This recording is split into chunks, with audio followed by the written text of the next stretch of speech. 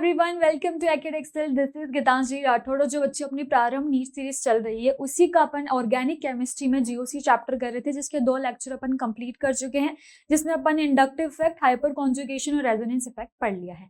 तो आज अपन उसकी एप्लीकेशन पार्ट जो है उसको पूरा करेंगे। और एप्लीकेशन पार्ट को पढ़ने से पहले अपन जो ये कुछ इंपॉर्टेंट चीजें है, जैसे बेयर स्ट्रेन थ्योरी है, हीट ऑफ कन्वेंशन है, एसआईआर और ब्रेग्स रूल है, क्योंकि जैसे एप्लीकेशन पढ़ोगे तो इन सब का भी काम आएगा, इसलिए पहले ये पढ़ेंगे, उसके बाद एप्लीकेशन करेंगे और फिर एरोमेटिसिटी को समझेंगे। ठीक है, तो आइए स्टार्ट करते हैं। सबसे पहले अपन क्या करते हैं बच्चों, थोड़ा सा जो अपना कल हुआ है उसका इंट्रोडक्शन ले लेते हैं, जो पार्ट अपन ने कल वाले लेक्चर में कंप्लीट किया था, या फिर मैं दोनों लेक्चर का एक बार समराइज कर देती हूँ कि अपन ने पढ़ा क्या है। तो सबसे पहले अपन ने पढ़ा था inductive effect,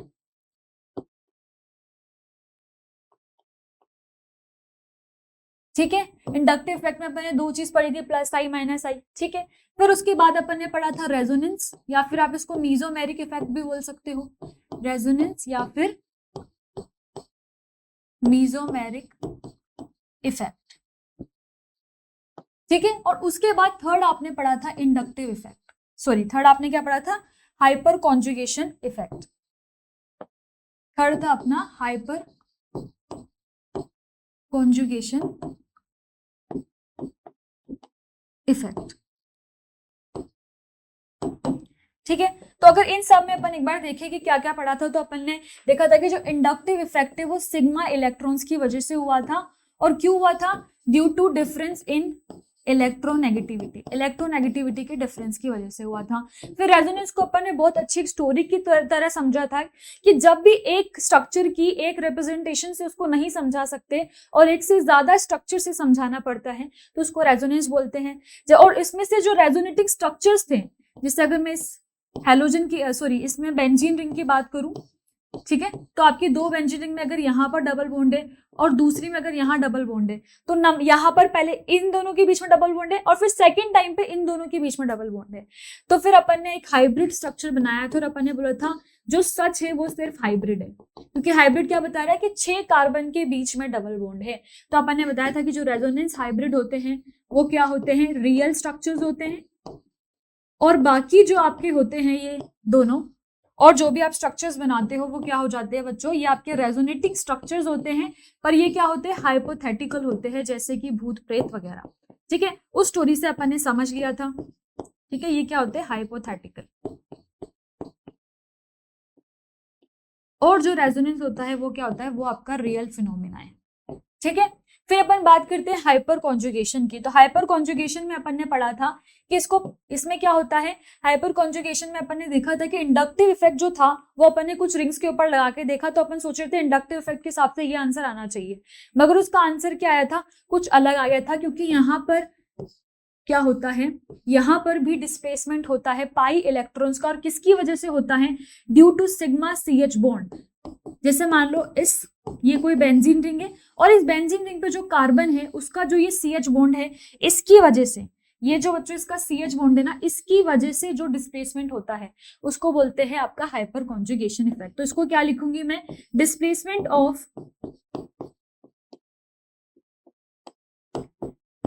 pi electrons due to sigma CH bond of attach alkyl group, attach alkyl group की वजह से जो होता है। तो ये सब चीजें अपन ने समझी थी। फिर अपन ने इनको जैसे आई इंडक्टिव इफेक्ट को प्लस आई माइनस आई में देखा था, फिर अपन ने रेजोनेंस को भी प्लस आर माइनस आर में देखा था, या प्लस एम माइनस एम में देखा था, और हाइपर कॉन्जुगेशन को भी प्लस एच और माइनस एच में देखा था। और माइनस एच को सिर्फ एक ही कंपाउंड में लगता है जो कि CCl3 है, तो इसमें कुछ याद करने की जरूरत भी नहीं है, ठीक है। इनकी सीरीज को आप एक बार रिवाइज कर लेना। तो आइए अपन स्टार्ट करते हैं जो अपना नेक्स्ट टॉपिक होने वाला है, that is Baeyer strain theory. अब बेयर स्ट्रेन थ्योरी में बच्चों अपन क्या होता है, ये यहाँ पर सबसे पहले देख लेते हैं। The theory states that the stability of a carboxylic compound depend on how much the angle between its chemical compound deviate from the ideal value of 109 degree 5 minutes, and this deviation is called angle strain। अच्छा, strain क्या होता है, अगर general language में बात करें तो strain क्या होता है, जब आप किसी चीज पे कोई प्रेशर लगाते हो और उसमें क्या होता है, वो अनकंफर्टेबल होता है, या फिर किसी पे प्रेशर लगा के कोई चीज करना, ठीक है, यही स्ट्रेन होता है।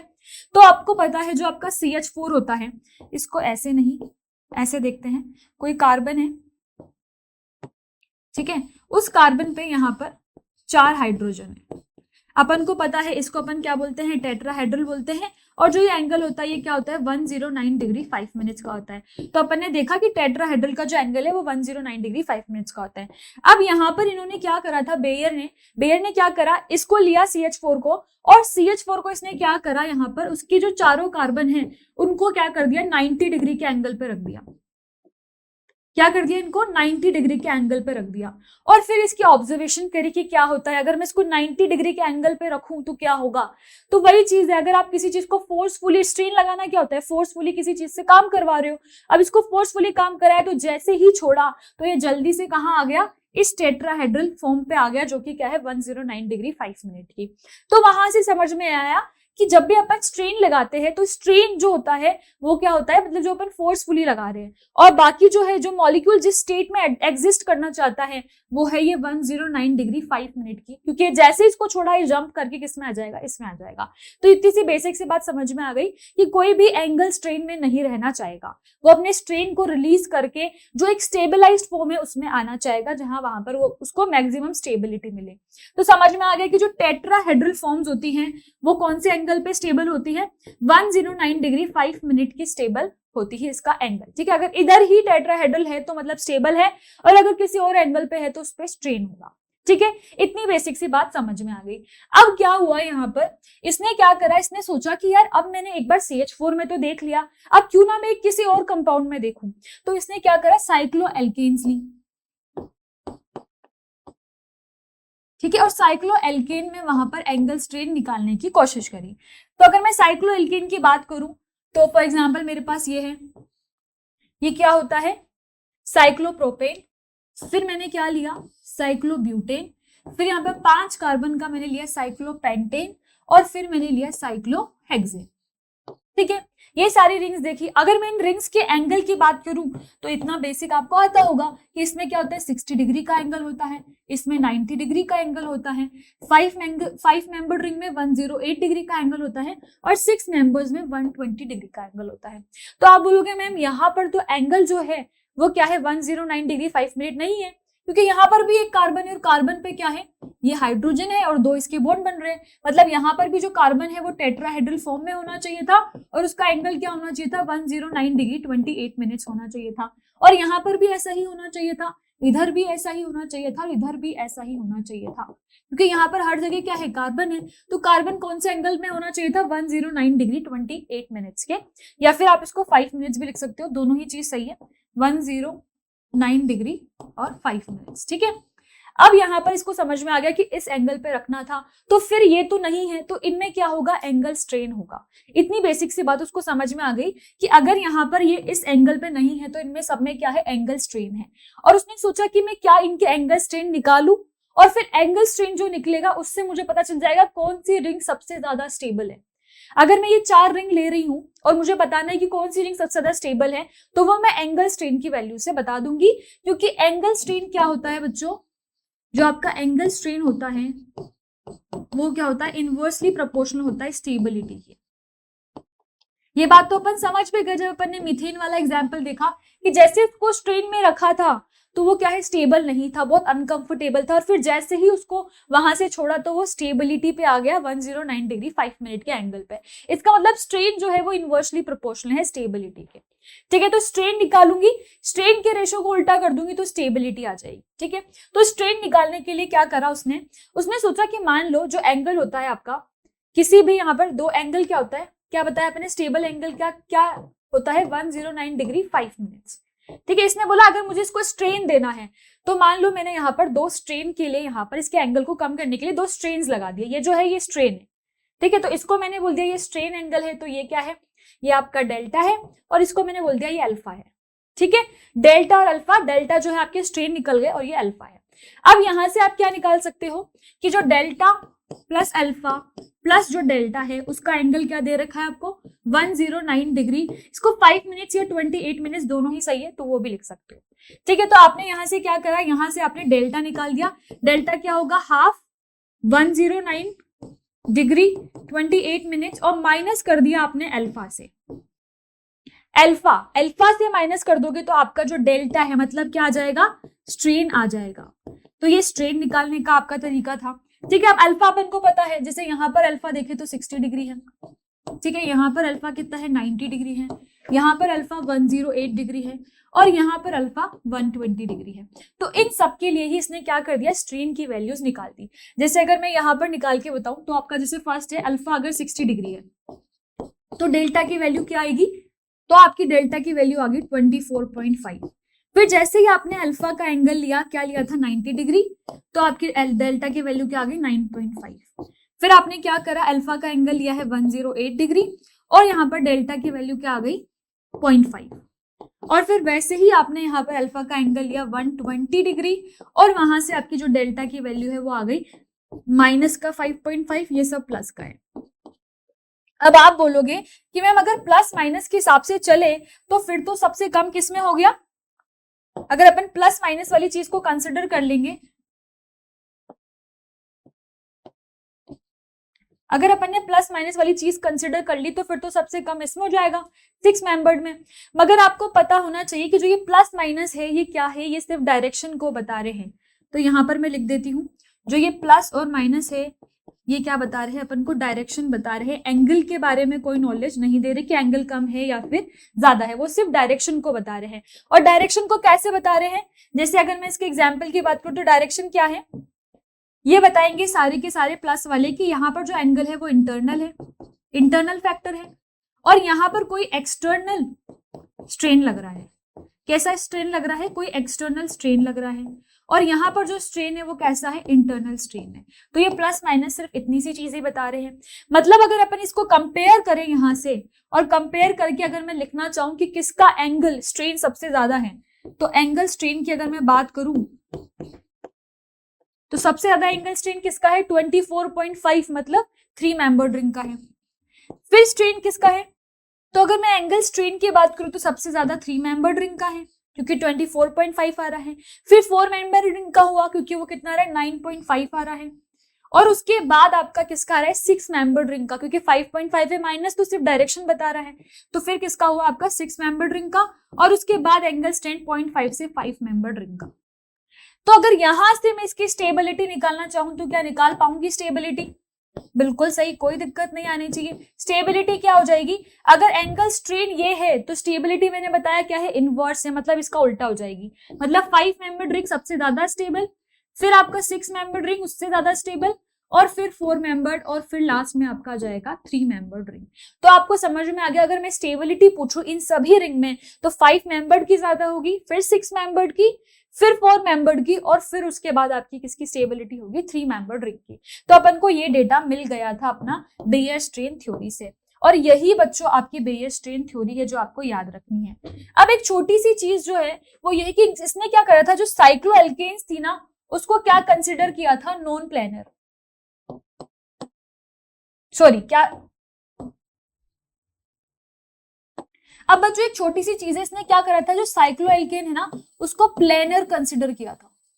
क्योंकि ये जो टाइम पे जब थ्योरी आई थी ना, जब ये थ्योरी आई थी बेयर स्ट्रेन थ्योरी, तो ये क्या था बच्चों, बहुत पुराना टाइम था, और इस टाइम पे इसने क्या कंसिडर किया था, जो आपकी साइक्लोएल्केन वाली सारी जो आपकी होती है रिंग, वो सारी क्या है, प्लेनर है। ठीक है, अभी तो अपन को पता है प्लेनर नहीं होती, बट तब उसने कंसिडर किया था कि प्लेनर थी, और प्लेनर के हिसाब से उसने ये एंगल बता दिए थे कि सबसे ज्यादा स्टेबल 5 मेंबर्ड रिंग है। फिर अगर मैं यहाँ पर लिखना भी चाहूं तो सबसे ज्यादा स्टेबल कौन सी रिंग हो जाएगी, यहाँ पर 5 मेंबर्ड रिंग सबसे ज्यादा स्टेबल बताया था इसने, फिर 6 मेंबर्ड रिंग बताया था, उसके बाद इसने 4 मेंबर्ड रिंग बताया था, और फिर 3rd मेंबर्ड रिंग बताया था। तो ये इसने स्टेबिलिटी बता दी थी कि अगर आपसे कोई पूछे कि इन चारों में से कौन सी रिंग सबसे ज्यादा स्टेबल है, तो आप बोल दोगे 5 मेंबर्ड ज्यादा स्टेबल है, फिर 6 मेंबर्ड है, फिर 4 मेंबर्ड है, और फिर 3 मेंबर्ड है। ठीक है, और ये डेटा इसने किस बेसिस पे दिया था, जब इसने रिंग को कंसिडर किया था प्लेनर, प्लेनर कंसिडर्ड। ठीक है, तो यहां तक बेयर स्ट्रेन थ्योरी सबको क्लियर हो गई कि स्ट्रेन क्या होता है, जब आप किसी को फोर्सफुली किसी एंगल पे क्या लगा रहे हो, जैसे अपन ने मीथेन की केस में पढ़ा था। फिर उसने क्या करा, इसको इसके साथ ही में उसने देखा कि बाकी सब जो रिंग्स होती है अपनी साइक्लोएल्कीन की, उनमें क्या क्या स्ट्रेन है, और उसने स्ट्रेन को निकाल लिया। ये 109 डिग्री 5 मिनट से क्या कर दिया, माइनस करके उसने स्ट्रेन को निकाल दिया। और जैसे ही स्ट्रेन निकला तो स्ट्रेन का उसने उल्टा कर दिया, स्टेबिलिटी हो जाएगी। ठीक है, तो यहाँ से अपना डेटा निकल गया था, बेयर स्ट्रेन थ्योरी यहाँ तक क्लियर हो गई। अब सेकंड पढ़ते हैं एचओसी। एचओसी क्या होता है? Heat of combustion. Heat of combustion क्या होता है कि जब आपने क्या करा है, the amount of heat release when 1 mole of a given compound is completely burned in the presence of excess of O2।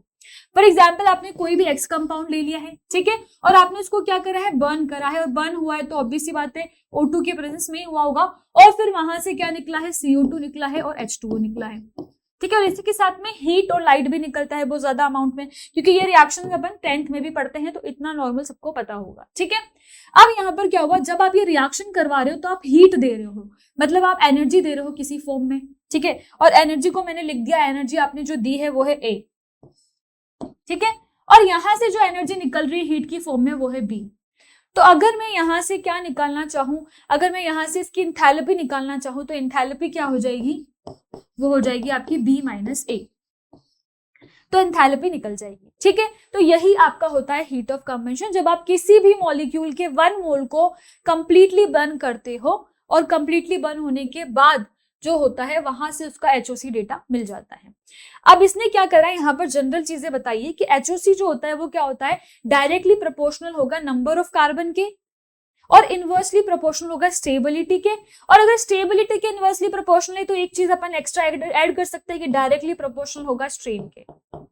क्या ये ऐड कर सकते हैं? कोई दिक्कत की बात नहीं है, ठीक है। इसको मैं लिख सकती हूँ यहाँ पर कि जो एचओसी है, तो HOC is directly proportional to number of carbon atom, और उसके बाद एचओसी की अपन बात करें, मान लो number of carbon atom same आ गए, तो फिर क्या करोगे? तो लगाओगे आप स्टेबिलिटी का ऑर्डर, क्योंकि वो स्टेबिलिटी के इनवर्सली प्रोपोर्शनल है। और ये कब यूज करना है? When carbon atom are same, जब सेम आ जाए। और इसको आप ऐसे भी समझ सकते हो कि डायरेक्टली प्रोपोर्शनल है स्ट्रेन के। अगर इनवर्सली प्रोपोर्शनल है स्टेबिलिटी के, तो डायरेक्टली प्रोपोर्शनल किसके हो गया? स्ट्रेन के, ठीक है। तो ये आपको एचओसी के बारे में समझ में आ गया। अब आप सोचोगे मैम हमने तो बेयर स्ट्रेन थ्योरी पढ़ ली, सब पढ़ लिया, तो आप हमें एचओसी के बारे में क्यों पढ़ा रहे हो? तो यहाँ पर क्या होता है, एचओसी सोचता है यार बेयर ने अपनी थ्योरी तो दे दी, पर क्या मैं उसको एचओसी की टर्म में निकाल के देखूं क्या सही आती या नहीं आती। अब यहाँ तक एचओसी को पता चल गया कि नंबर ऑफ कार्बन एटम की डायरेक्टली प्रोपोर्शनल है, स्टेबिलिटी के इनवर्सली प्रोपोर्शनल है, अगर number of carbon atom same आए। अब इसने सोचा यार बेयर ने जो अपन को थ्योरी दी थी उसको अपन एचओसी की टर्म्स में समझते हैं, ठीक है। तो बेयर ने जो थ्योरी दी थी उसमें उसने क्या करा था, ये आपका साइक्लोप्रोपेन है, ये ब्यूटेन है, और ये आपका पेंटेन है, और ये हेक्सेन है। इसने क्या करा, इसने सोचा कि क्यों ना मैं एचओसी की टर्म्स पे निकालूं और फिर चेक कर लूं कि जो उसकी स्ट्रेन थ्योरी है वो सही है या नहीं है। होता है यार, किसी ने थ्योरी दे दी तो उसको क्या हुई, उसने सोचा यार मैं चेक करता हूं कि इसकी स्ट्रेन जो थ्योरी इतने टाइम से पढ़ रहे हैं सही है या नहीं है। तो उसने क्या करा, यहाँ पर सबसे पहले जो कितने कार्बन है, तो इसमें 3 कार्बन है, इसमें 4 कार्बन है, इसमें कितने हैं 5 कार्बन है, इसमें 6 कार्बन है। तो उसने क्या करना है, यहाँ पर एचओसी की वैल्यू निकाली, और एचओसी की वैल्यू कैसे निकाली, एचओसी पर CH2 या फिर पर कार्बन पे एचओसी की वैल्यू निकाल दी। फॉर एग्जाम्पल इसने क्या करा, साइक्लोप्रोपेन लिया, उसको बर्न करा, और बर्न करने पे जो एचओसी की वैल्यू आई है उसको अपॉन 3 कर दिया, तो ये पर CH2 की वैल्यू आ जाएगी। फिर यहाँ पर भी जो Y वैल्यू आई उसको अपॉन 4 कर दिया। फिर यहाँ पर भी क्या हुआ, जो Z वैल्यू आई उसने क्या करा, उसको अपॉन 5 कर दिया। फिर यहाँ पर भी कोई W वैल्यू आई तो उसने क्या करा, उसको यहाँ पर अपॉन 6 कर दिया, और ऐसे करके उसने एचओसी पर CH2 की वैल्यू निकाल ली। अब जैसे ही उसने एचओसी की जो वैल्यू निकाली तो वो क्या हो गया, चौंक गया, क्योंकि जो डेटा आया वो बेयर स्ट्रेन से मैच नहीं खा रहा था। तो इन सब वैल्यूज के बाद में उसने क्या करा, एचओसी के डेटा को देखा, जब पर CH2 की जो वैल्यू निकली उस डेटा को देखा, और वो डेटा देख के वो क्या हो गया, बहुत शॉक्ड हो गया, क्योंकि उसने क्या करा था, बेयर स्ट्रेन की थ्योरी को फेल कर दिया था। क्या डेटा आया था, वही 3 मेंबर्ड में स्ट्रेन सबसे ज्यादा है, फिर 4 मेंबर्ड में है, और फिर आपका 5 मेंबर्ड में है, और फिर 6 मेंबर्ड में है। जबकि अगर अपन यहाँ पर बात करें जो अपनी थ्योरी थी बेयर स्ट्रेन थ्योरी, उसमें अगर आप देखोगे तो यहाँ पर स्ट्रेन सबसे ज्यादा किस में आया था, 6 में आया था, और फिर 5 मेंबर्ड में आया था, ठीक है। मगर जैसे ही आपने एचओसी के डेटा के अकॉर्डिंग देखा तो डेटा में क्या आया कि जो आपकी 6 मेंबर्ड रिंग है उसमें कम यहाँ पर स्ट्रेन होता है। और फिर अगर ये डेटा चेंज हो गया तो स्टेबिलिटी का ऑर्डर भी चेंज हो जाएगा, नॉर्मल सी बात है। तो स्टेबिलिटी में क्या आ जाएगा, 6 मेंबर्ड रिंग पहले आ जाएगी, फिर 5 मेंबर्ड आएगी, फिर 4 मेंबर्ड आएगी, और फिर आपकी क्या आएगी, साइक्लोप्रोपेन 3 मेंबर्ड रिंग आएगी। तो अब यहाँ पर एचओसी के डेटा के अकॉर्डिंग तो वैल्यूज चेंज हो गई। तो अब क्वेश्चन आता है कि मैम सही क्या है, क्या बेयर स्ट्रेन थ्योरी सही है या फिर एचओसी की डेटा से जो वैल्यू निकली है वो सही है। तो बच्चों यहाँ पर एक बात आप समझ लो कि जो आपका डेटा आया था बेयर स्ट्रेन का, जो बेयर स्ट्रेन से जो डेटा मिला था अपन को, वो कैसा डेटा है, वो थ्योरेटिकल वैल्यू से जो उसने निकाला है, कैलकुलेट करके निकाला है कि अगर 109 डिग्री से माइनस कर दे तो क्या आएगा। जबकि जो आपका यहाँ पर क्या है, जो आपका एचओसी का डेटा है वो क्या है बच्चों, वो एक एक्सपेरिमेंटल वैल्यू है, एक्सपेरिमेंट करके जो निकाला गया है वो वैल्यू है। तो फिर नॉर्मल सी बात है, सही क्या होगा, यही सही होगा और ये वाला आपका गलत हो जाएगा।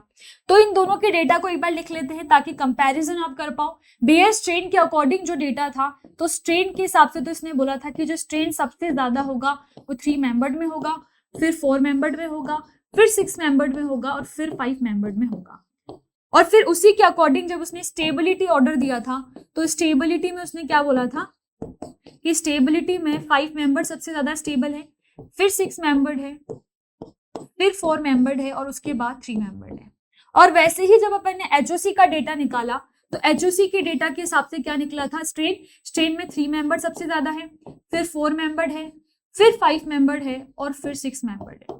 और वहीं से यहाँ से जो स्टेबिलिटी है वो भी चेंज हो गई थी और स्टेबिलिटी क्या निकल के आई थी, 6 मेंबर्ड की सबसे ज्यादा स्टेबल हो जाएगी, फिर तो 6 मेंबर्ड सबसे ज्यादा स्टेबल है, फिर 5 मेंबर्ड है और फिर 4 मेंबर्ड और फिर उसके बाद आपका क्या है 3 मेंबर्ड रिंग है। तो ये डेटा निकल के आया था और अपन ने क्या देखा है कि डेटा एचओसी वाला सही है क्योंकि ये क्या है बच्चों, एक्सपेरिमेंटल वैल्यू है। जबकि अगर अपन बेयर स्ट्रेन की बात करें तो ये कैसी वैल्यू है, थ्योरेटिकल वैल्यू है। तो अब क्वेश्चन आता है मैम ऐसा क्या हुआ कि बेयर की जो थ्योरी थी वो फेल हो गई, ऐसा उसने क्या गलती करी थी जिसकी वजह से ये जो थ्योरी है ये काम नहीं करी। तो ये जो थ्योरी काम नहीं करी बच्चों, उसका रीजन था क्योंकि इसने क्या करा था, मैंने बताया था इसने क्या करा था, इन स्ट्रक्चर्स को क्या माना था, प्लेनर वाला था।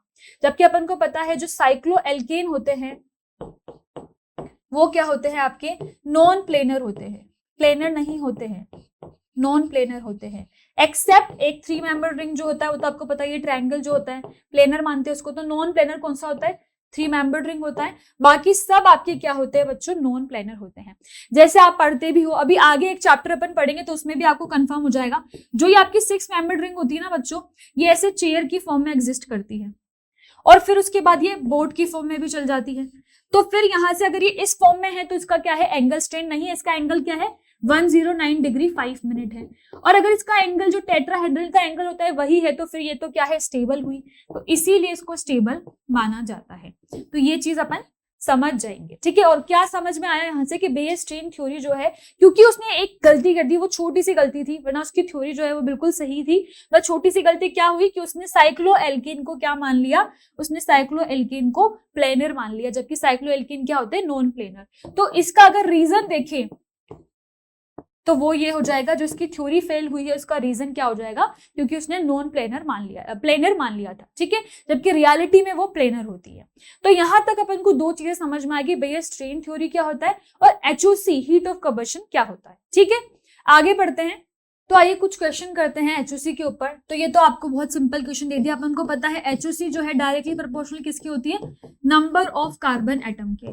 और यहाँ पर क्या है, यहाँ पर 6 कार्बन है, यहाँ पर 5 कार्बन है, और ये तो अपन ने ऑलरेडी निकाली भी है वैल्यू, 4 कार्बन है और 3 कार्बन है। तो यहाँ से आंसर क्या आ जाएगा आपका, ए सबसे ज्यादा स्टेबल है, फिर बी, फिर सी और फिर डी, ठीक है। चलो आइए कुछ और क्वेश्चन भी करते हैं, कुछ और क्वेश्चन। जैसे फॉर एग्जाम्पल मैंने यहाँ पर एक क्वेश्चन दिया आपको, जिसमें मैंने यहाँ पर एक तरफ तो ये कंपाउंड ले लिया और एक तरफ ये कंपाउंड ले लिया। अब अगर यहाँ पर आप कार्बन को काउंट करोगे तो कितने कार्बन है, 3 कार्बन है, और यहाँ पर कार्बन को काउंट करोगे तो कितने कार्बन है, 5 कार्बन है। तो ये कौन सा स्टेबल हो जाएगा, obviously number of carbon atom पे डिपेंड करता है एचओसी का डेटा, तो ये ज्यादा स्टेबल हो जाएगा, ठीक है। तो एचओसी के अकॉर्डिंग देखा जाए तो कौन सा ज्यादा स्टेबल हो जाएगा, 5 कार्बन वाला, ठीक है। एक और क्वेश्चन की बात करते हैं। यहाँ पर मैंने मान लो ये क्वेश्चन ले लिया और एक ही आपका ये क्वेश्चन है, इसमें से आपको एचओसी के अकॉर्डिंग बताना है ए ज्यादा स्टेबल है या बी ज्यादा स्टेबल है, और ये आपका हो जाएगा होमवर्क क्वेश्चन, ठीक है। होमवर्क में करके मुझे बताना है इसका आंसर क्या है, और जो भी कर ले कमेंट जरूर कर देना, ठीक है। अब सेकंड क्वेश्चन यहाँ पर करते हैं, जिसमें मैंने यहाँ पर क्या ले लिया, ये चीज मैं कल भी समझा चुकी हूँ कल के लेक्चर में, और यहाँ पर मैंने क्या करा है, अब मुझे यहाँ पर बताओ ये दोनों चीजें मैंने किस जो रेजोनेंस की लिखी है, कॉन्जुगेशन की लिखी है, वो क्या क्या है, कल मैंने बताया था। इसको क्या बोलते हैं, जब दोनों तरफ यहाँ पर होता है तो इसको बोलते हैं क्रॉस कॉन्जुगेशन।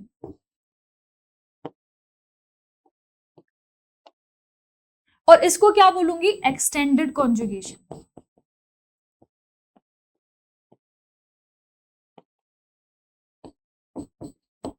अब यहां पर जब नंबर ऑफ कार्बन आप एटम काउंट करोगे तो ये 1 2 3 4 5 6, और यहां भी काउंट करोगे तो 1 2 3 4 5 और 6, मतलब नंबर ऑफ कार्बन एटम दोनों तरफ सेम है, 6 कार्बन और 6 कार्बन। तब आपको क्या करना पड़ेगा, अब जो आपका दूसरा वाला चीज मैंने बताई थी कि जब भी number of carbon atom same आ जाए तो क्या करना है, स्टेबिलिटी देखनी है। और कल ही बताया था कि क्रॉस कॉन्जुगेशन और एक्सटेंडेड कॉन्जुगेशन में से ज्यादा स्टेबल कौन सा होता है, एक्सटेंडेड वाला। क्यों होता है ये भी बताया था, ठीक है, तो वो लेक्चर कल जाके देख लेना। और ये वाला क्या होता है, लेस स्टेबल,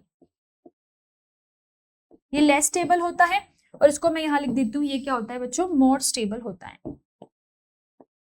अब अपन ने क्या बोला था कि जो HOC है वो क्या होता है, इनवर्सली प्रोपोर्शनल होता है। यही बोला था, HOC के लिए क्या बोला था कि HOC इनवर्सली प्रोपोर्शनल है स्टेबिलिटी के। अब अगर ये वाला ज्यादा स्टेबल है तो फिर यहां पर आंसर HOC के अकॉर्डिंग क्या आ जाएगा, ये वाला जिसमें क्रॉस कॉन्जुगेशन हो रहा है। ठीक है, यहां तक आई गेस सबको क्लियरली समझ में आ गया होगा कि HOC कैसे निकालते हैं। HOC कोई क्वेश्चन आती है तो सबसे पहले नंबर ऑफ कार्बन निकालने हैं, और जो इसमें नंबर ऑफ कार्बन ज्यादा है वही ज्यादा स्टेबल हो जाएगा। या फिर सेकंड चीज में आपको स्टेबिलिटी निकालनी है, जो ज्यादा स्टेबल है वो HOC के अकॉर्डिंग क्या हो जाएगा, उसका डेटा कम आएगा, और जो लेस स्टेबल है वही HOC के अकॉर्डिंग ज्यादा हो जाएगा। ठीक है, तो यहाँ पर HOC और बेयस चेन थ्योरी यहाँ तक कंप्लीटली समझ में आ गया है। ठीक है, तो बच्चों अब नेक्स्ट बात करते हैं अपन डांसिंग रेजोनेंस और सिग्मा रेजोनेंस। ये क्या होता है आपका सिग्मा रेजोनेंस, और इसको क्या बोलते हो आप, इसका एक और नेम होता है, इसको बोलते हो डांसिंग रेजोनेंस। मैम ये क्या चीज है, रेजोनेंस डांस कर रहा है, कैसा अजीब सा नाम है। तो इसको आइए समझते हैं, और ये सिर्फ आपको एक ही कंपाउंड में मिलेगा। वो कौन सा है, वो है आपका मिथाइल साइक्लोमिथाइल। और ये जो है बच्चों ये आपको एक ही कंपाउंड में मिलता है, जो किस में मिलता है, साइक्लोप्रोपाइल मिथाइल कार्बोकेटायन। अच्छा, हाइपर कॉन्जुगेशन सबको थोड़ा बहुत याद है ना, कि वहां पर क्या हुआ था, एक रिंग के पास में, रिंग के कार्बन के साथ में जो कार्बन अटैच था उससे भी ओवरलैपिंग हो रही थी। यही हुआ था हाइपर कॉन्जुगेशन में, क्या हुआ था, एक रिंग का जो कार्बन है ये इस कार्बन के साथ में भी क्या कर रहा था, यहाँ पर कॉन्जुगेशन में ओवरलैपिंग हो रही थी, ये समझा था अपन ने। ठीक है, वैसे ही यहाँ पर क्या होता है, जो साइक्लोप्रोपाइल मिथाइल कार्बोकेटायन है, मतलब एक आपकी यहाँ पर 3 मेंबर्ड रिंग है। ठीक है, साइक्लोप्रोपाइल का मतलब तो यही है, 3 मेंबर्ड रिंग है, और उसके ऊपर एक CH2 ग्रुप है, और उसपे क्या है, कार्बोकेटायन मतलब पॉजिटिव चार्ज है। तो ये बोल रहा है ये वाला जो आपका कंपाउंड है, इसका जब इसके बारे में रिसर्च हुई तो पाया गया कि ये बहुत ज्यादा अनयूजुअली, ये क्या है बच्चों, unusually very stable, unusually very stable. इसको पाया गया कि ये अनयूजुअली बहुत ज्यादा स्टेबल है, और इसका रीजन नहीं समझ में आ रहा था। तो रीजन देखने के लिए क्या करा, यहाँ पर इसके ऑर्बिटल डायग्राम पे गए। ऑर्बिटल डायग्राम ही अपन को असली सच बताता है। ठीक है, तो ऑर्बिटल डायग्राम पे गए।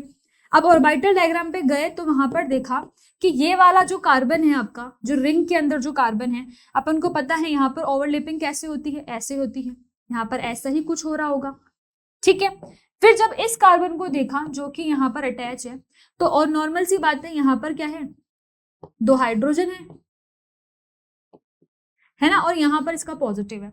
तो अब यहाँ पर देखा गया कि ये जो है, इसके जो इलेक्ट्रॉन्स होते हैं रिंग के, ये क्या होते हैं, बहुत ज्यादा वीक बॉन्ड्स है, ये सिग्मा बॉन्ड्स है।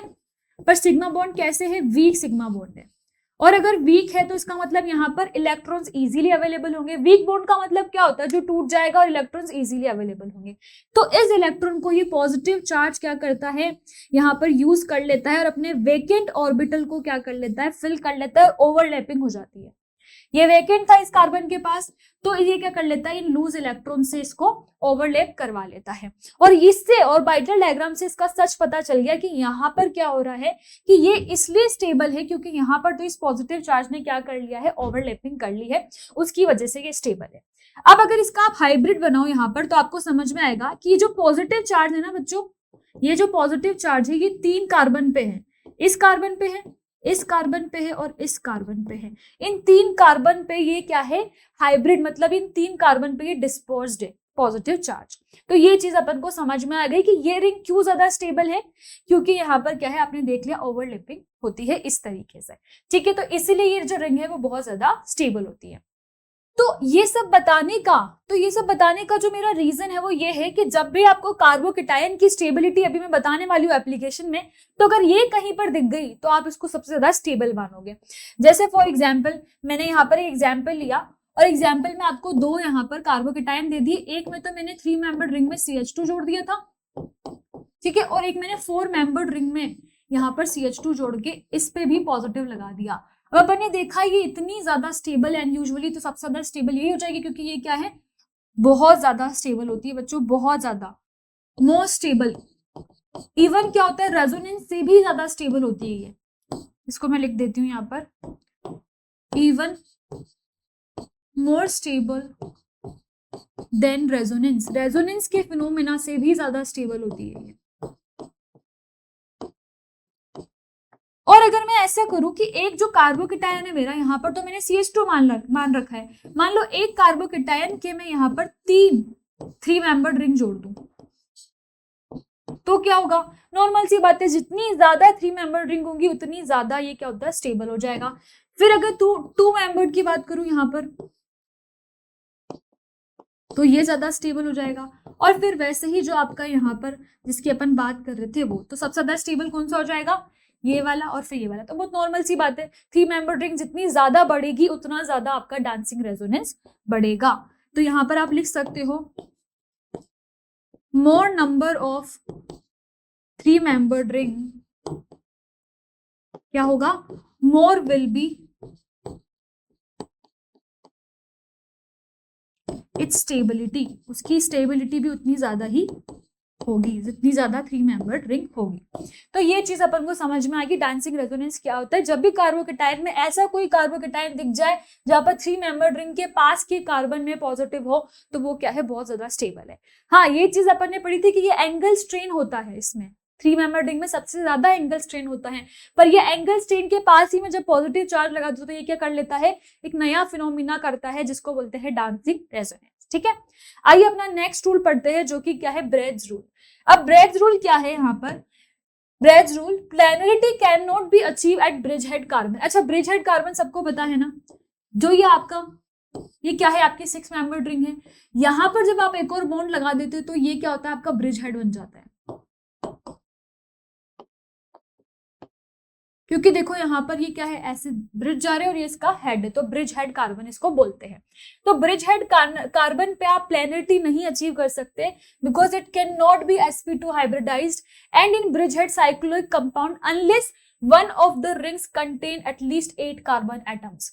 मतलब 6 में तो नहीं है स्टेबल, पर अगर 8 कार्बन एटम की बात कर लो तो ब्रिज हेड पे sp2 हाइब्रिडाइज्ड पॉसिबल होगा।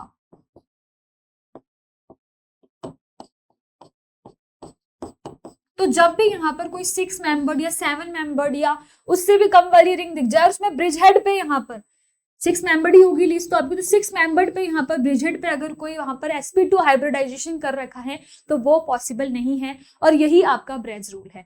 जैसे फॉर एग्जांपल ये कार्बन है, इसका ब्रिज हेड है, ठीक है, यहाँ पर आपने पॉजिटिव लगा दिया, तो आपको पता है कार्बोकेटायन क्या होता है, sp2 हाइब्रिडाइज्ड होता है, तो sp2 तो पॉसिबल ही नहीं है, मतलब ये रिएक्शन आपकी, और ये जो कंपाउंड है ये कैसा हो जाएगा, नॉट रियल। कैसा कंपाउंड हो जाएगा, नॉट रियल, ठीक है। जैसे ये आपका कंपाउंड है, यहाँ पर लिख रखा है रिंग डज नॉट एग्जिस्ट, तो ये कैसा है, not real.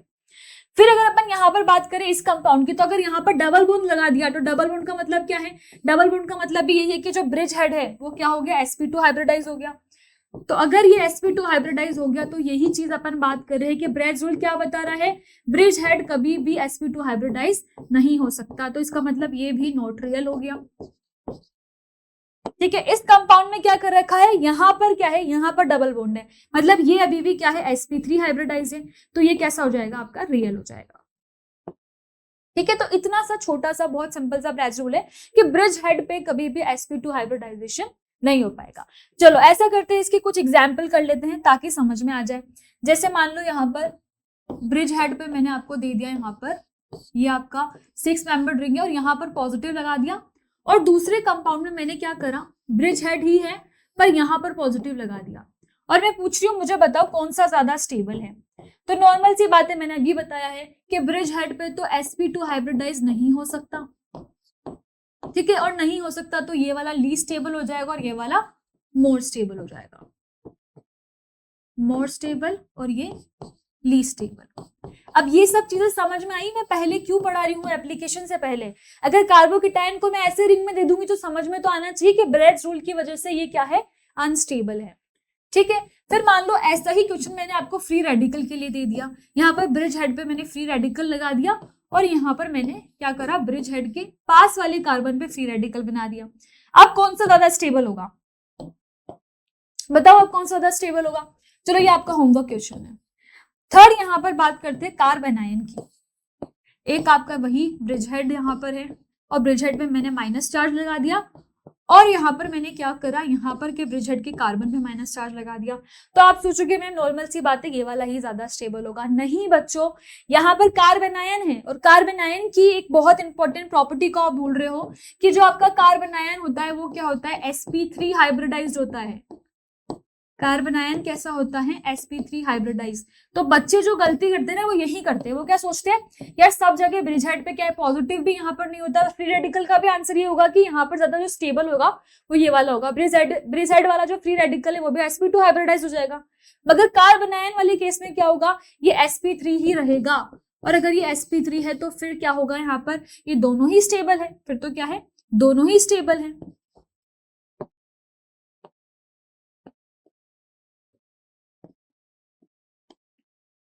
Both are stable. ठीक है, चलो एक और एग्जांपल लेते हैं। एक और एग्जांपल में मैंने क्या करा, आपको ब्रिज हेड पे, ये मैं ऑलरेडी करा भी चुकी हूँ तो इसको होमवर्क में कर लेना है। यहाँ पर डबल बॉन्ड है और एक बार क्या है आपका डबल बॉन्ड यहाँ पर मैंने साइड वाले कार्बन पे लगा दिया, तो इसको भी होमवर्क में कर लेना। ये दो क्वेश्चन होमवर्क में कर लेना और ए और बी करके मुझे आंसर दे देना कि ए बी में से किसका ज्यादा होगा। ठीक है, और ऐसे ही इसका आंसर भी दे देना। ठीक है, चलो नेक्स्ट बात करते हैं। यहाँ पर ब्रेज रूल की अपन एग्जाम्पल्स ऑलरेडी कर ली है, तो नेक्स्ट बात यहाँ पर करते हैं अपन। तो अब बात करते हैं steric inhibition of resonance. If there is a bulky group at ortho position, अगर ऑर्थो पोजीशन पे ध्यान रखना है, बल्की ग्रुप है तो with respect to triangular bulky group in benzene ring, then due to the steric hindrance the triangular bulky group goes out of the plane of benzene ring and resonance between the ring and group decreases। इसका मतलब क्या है, for example आपने यहाँ एक benzene ring ली, ठीक है, और यहाँ पर आपने एक NH2 ग्रुप को जोड़ रखा है, और इस बेंजीन रिंग से आपने क्या करा, यहाँ पर एक CH2 को जोड़ दिया। अब आपने क्या करा, यहाँ पर इस बेंजीन रिंग से एक हाइड्रोजन यहाँ पर है और एक हाइड्रोजन यहाँ पर है। ठीक है, और अगर अपन इसकी ऑर्बिटल्स की बात करें तो ये इसकी ऑर्बिटल है यहाँ पर, ये इसकी ऑर्बिटल है, यहाँ ऑर्बिटल है, और बहुत इजीली यहाँ पर जो रेजोनेंस का फिनोमिना है वो हो रहा है, रेजोनेंस बहुत इजीली हो रहा है। ठीक है, अब आपने क्या करा, आपने सेम कंपाउंड रहने दिया, सेम यही यहाँ पर NH2 है, और आपने क्या करा यहाँ पर, अब यहाँ पर क्या करे, H की जगह CH3 यूनिट्स लगा दी। अब भी कोई खास फर्क नहीं पड़ा, ऑब्वियस सी बात है, यहाँ पर क्या है, जो इसके ऑर्बिटल्स है वो इजीली यहाँ पर रेजोनेंस शो कर पा रहे हैं, कोई खास फर्क नहीं पड़ा, तो इसमें भी रेजोनेंस हो रहा है। पर अब इसने क्या बोला है, यहाँ पर आपने कोई और बल्की ग्रुप ले लिया, फॉर एग्जाम्पल आपने क्या करा, यही बेंजीन रिंग में यहाँ पर NR2 ले लिया। NR2 क्या होगा, यहाँ पर भी आपका CH3 है और यहाँ पर भी CH3 है और इसमें भी यहाँ पर भी CH3 है और यहाँ पर भी CH3 है। अब आप देखो यहाँ पर इस ऑर्थो पोजीशन पे जो बल्की ग्रुप है ये यहाँ पर रेजोनेंस को इफेक्ट करेगा, क्योंकि बल्की ग्रुप का मतलब क्या है, वो स्टेरिक हिंड्रेंस करेगा। पता है ना स्टेरिक हिंड्रेंस क्या होता है? स्टेरिक का मतलब होता है बहुत ज्यादा क्राउड होने की वजह से कोई जो फिनोमिना है वो नहीं हो रहा, हिंडर्ड हो रहा है वो फिनोमिना, तो इसको बोलेंगे स्टेरिक हिंड्रेंस। ठीक है, तो यहाँ पर क्या है, steric inhibition of resonance. Inhibition का मतलब क्या होता है, किसी चीज का स्टॉप होना या फिर कम होना। ठीक है, तो यहाँ पर यही हो रहा है कि रेजोनेंस क्या हो गया, कम हो गया यहाँ पर, क्योंकि यहाँ पर आप देखोगे तो यहाँ पर भी बल्की ग्रुप है और यहाँ पर भी बल्की ग्रुप है, और इसकी वजह से यहाँ पर रेजोनेंस नहीं हो पाएगा। तो ये चीज ध्यान रखनी है कि जब भी किसी बेंजीन रिंग के ऊपर ऑर्थो पोजीशन पे अगर कोई बल्की ग्रुप लगा हुआ है तो वहां पर रेजोनेंस वाला फिनोमिना नहीं लगाओगे। तो अगर मैं कोई क्वेश्चन दे देती और वहां पर ऐसे कोई बल्की ग्रुप लगा होता तो आप तो वहां पर रेजोनेंस लगा देते। इसीलिए मैं इसको पहले समझा रही हूँ ताकि ये चीज क्लियर हो जाए कि रेजोनेंस नहीं लगेगा उस केसेस में। और जैसे अगर कोई बेंजीन रिंग है उस पर G1 लगा हुआ है और G2 लगा हुआ है, तो G1 क्या होगा, आपके कोई भी ट्रायंगुलर ग्रुप हो सकते हैं, NO2 NR2 COH।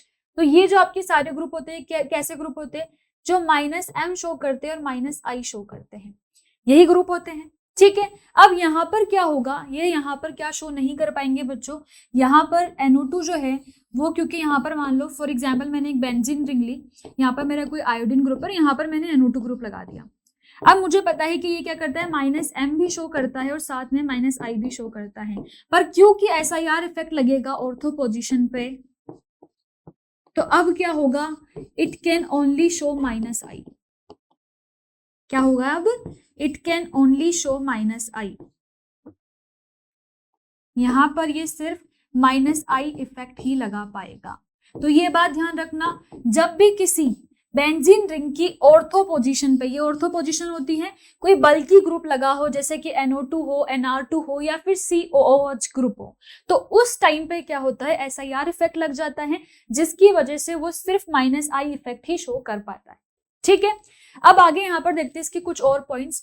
तो जो ये G2 है, जो बल्की ग्रुप है, वो क्या क्या हो सकते हैं, CH2 C2H5, ये मैंने बता दिया था, इनमें से कोई भी ग्रुप हो सकता है G2 में, और G1 में सारे आपके बल्की ग्रुप होंगे। जैसे यहाँ पर देखो एग्जाम्पल के लिए NO2 लगा हुआ है और Br लगा हुआ है, तो Br ब्रोमीन आपको पता है उसका क्या होता है, ज्यादा वेट होता है, तो फिर यहाँ पर ये बल्की है, ये भी बल्की है, तो यहाँ पर क्या होगा, स्टीरिक इनहिबिशन SIR इफेक्ट लग जाएगा। ठीक है, जब SIR इफेक्ट है उसके बारे में कुछ पॉइंट्स होते हैं बच्चों, जैसे सबसे पहला पॉइंट है कि इट विल वर्क ऑन, आप इसको लिख सकते हो, एप्लीकेबल ऑन ऑर्थो सब्स्टिट्यूटेड, सिर्फ ऑर्थो सब्स्टिट्यूटेड ग्रुप्स पे ही लगेगा ये। जैसे आपके कैसे ग्रुप्स हो गए, जैसे मान लो आपने यहाँ पर एक रिंग ले ली और रिंग में आपने यहाँ पर आयोडीन लगा दिया, मैंने यहाँ पर NO2 लगा दिया और यहाँ पर भी NO2 लगा दिया, और एक और मैंने यहाँ पर कंपाउंड लिया जिसमें यहाँ पर आयोडीन है और अब मैंने NO2 को ऑर्थो पोजीशन पे लगाया है, तो क्या होगा, एक बार तो क्या है बच्चों, आपका जो NO2 है वो ऑर्थो पोजीशन पे है यहाँ पर, और एक बार आप देख रहे हो कि जो NO2 है वो मेटा पोजीशन पे है। तो SIR कहाँ लगेगा, मैंने अभी बताया कहाँ पर लगता है, सिर्फ ऑर्थो पे, और यहाँ पर SIR आपका नहीं लगेगा। तो यही SIR इफेक्ट की बात आपको याद रखनी है कि एक तो ये जो बल्की ग्रुप्स है उसमें सिर्फ -I ही लगा पाते हैं वो, ठीक है, और दूसरी बात है कि वो क्या होते हैं, सिर्फ ऑर्थो पोजीशन पे होंगे तभी ये इफेक्ट लगेगा। दूसरी जो इंपॉर्टेंट चीज है वो ये है कि, और ये जो आपका इफेक्ट होता है SIR effect will never be observed on small groups। कोई भी स्मॉल ग्रुप लगा हो तो वहां नहीं लगाना है इसको, सिर्फ किस पे लगाना है, बल्की ग्रुप पे। बल्की ग्रुप क्या करते हैं, स्टीरिक हिंड्रेंस करते हैं।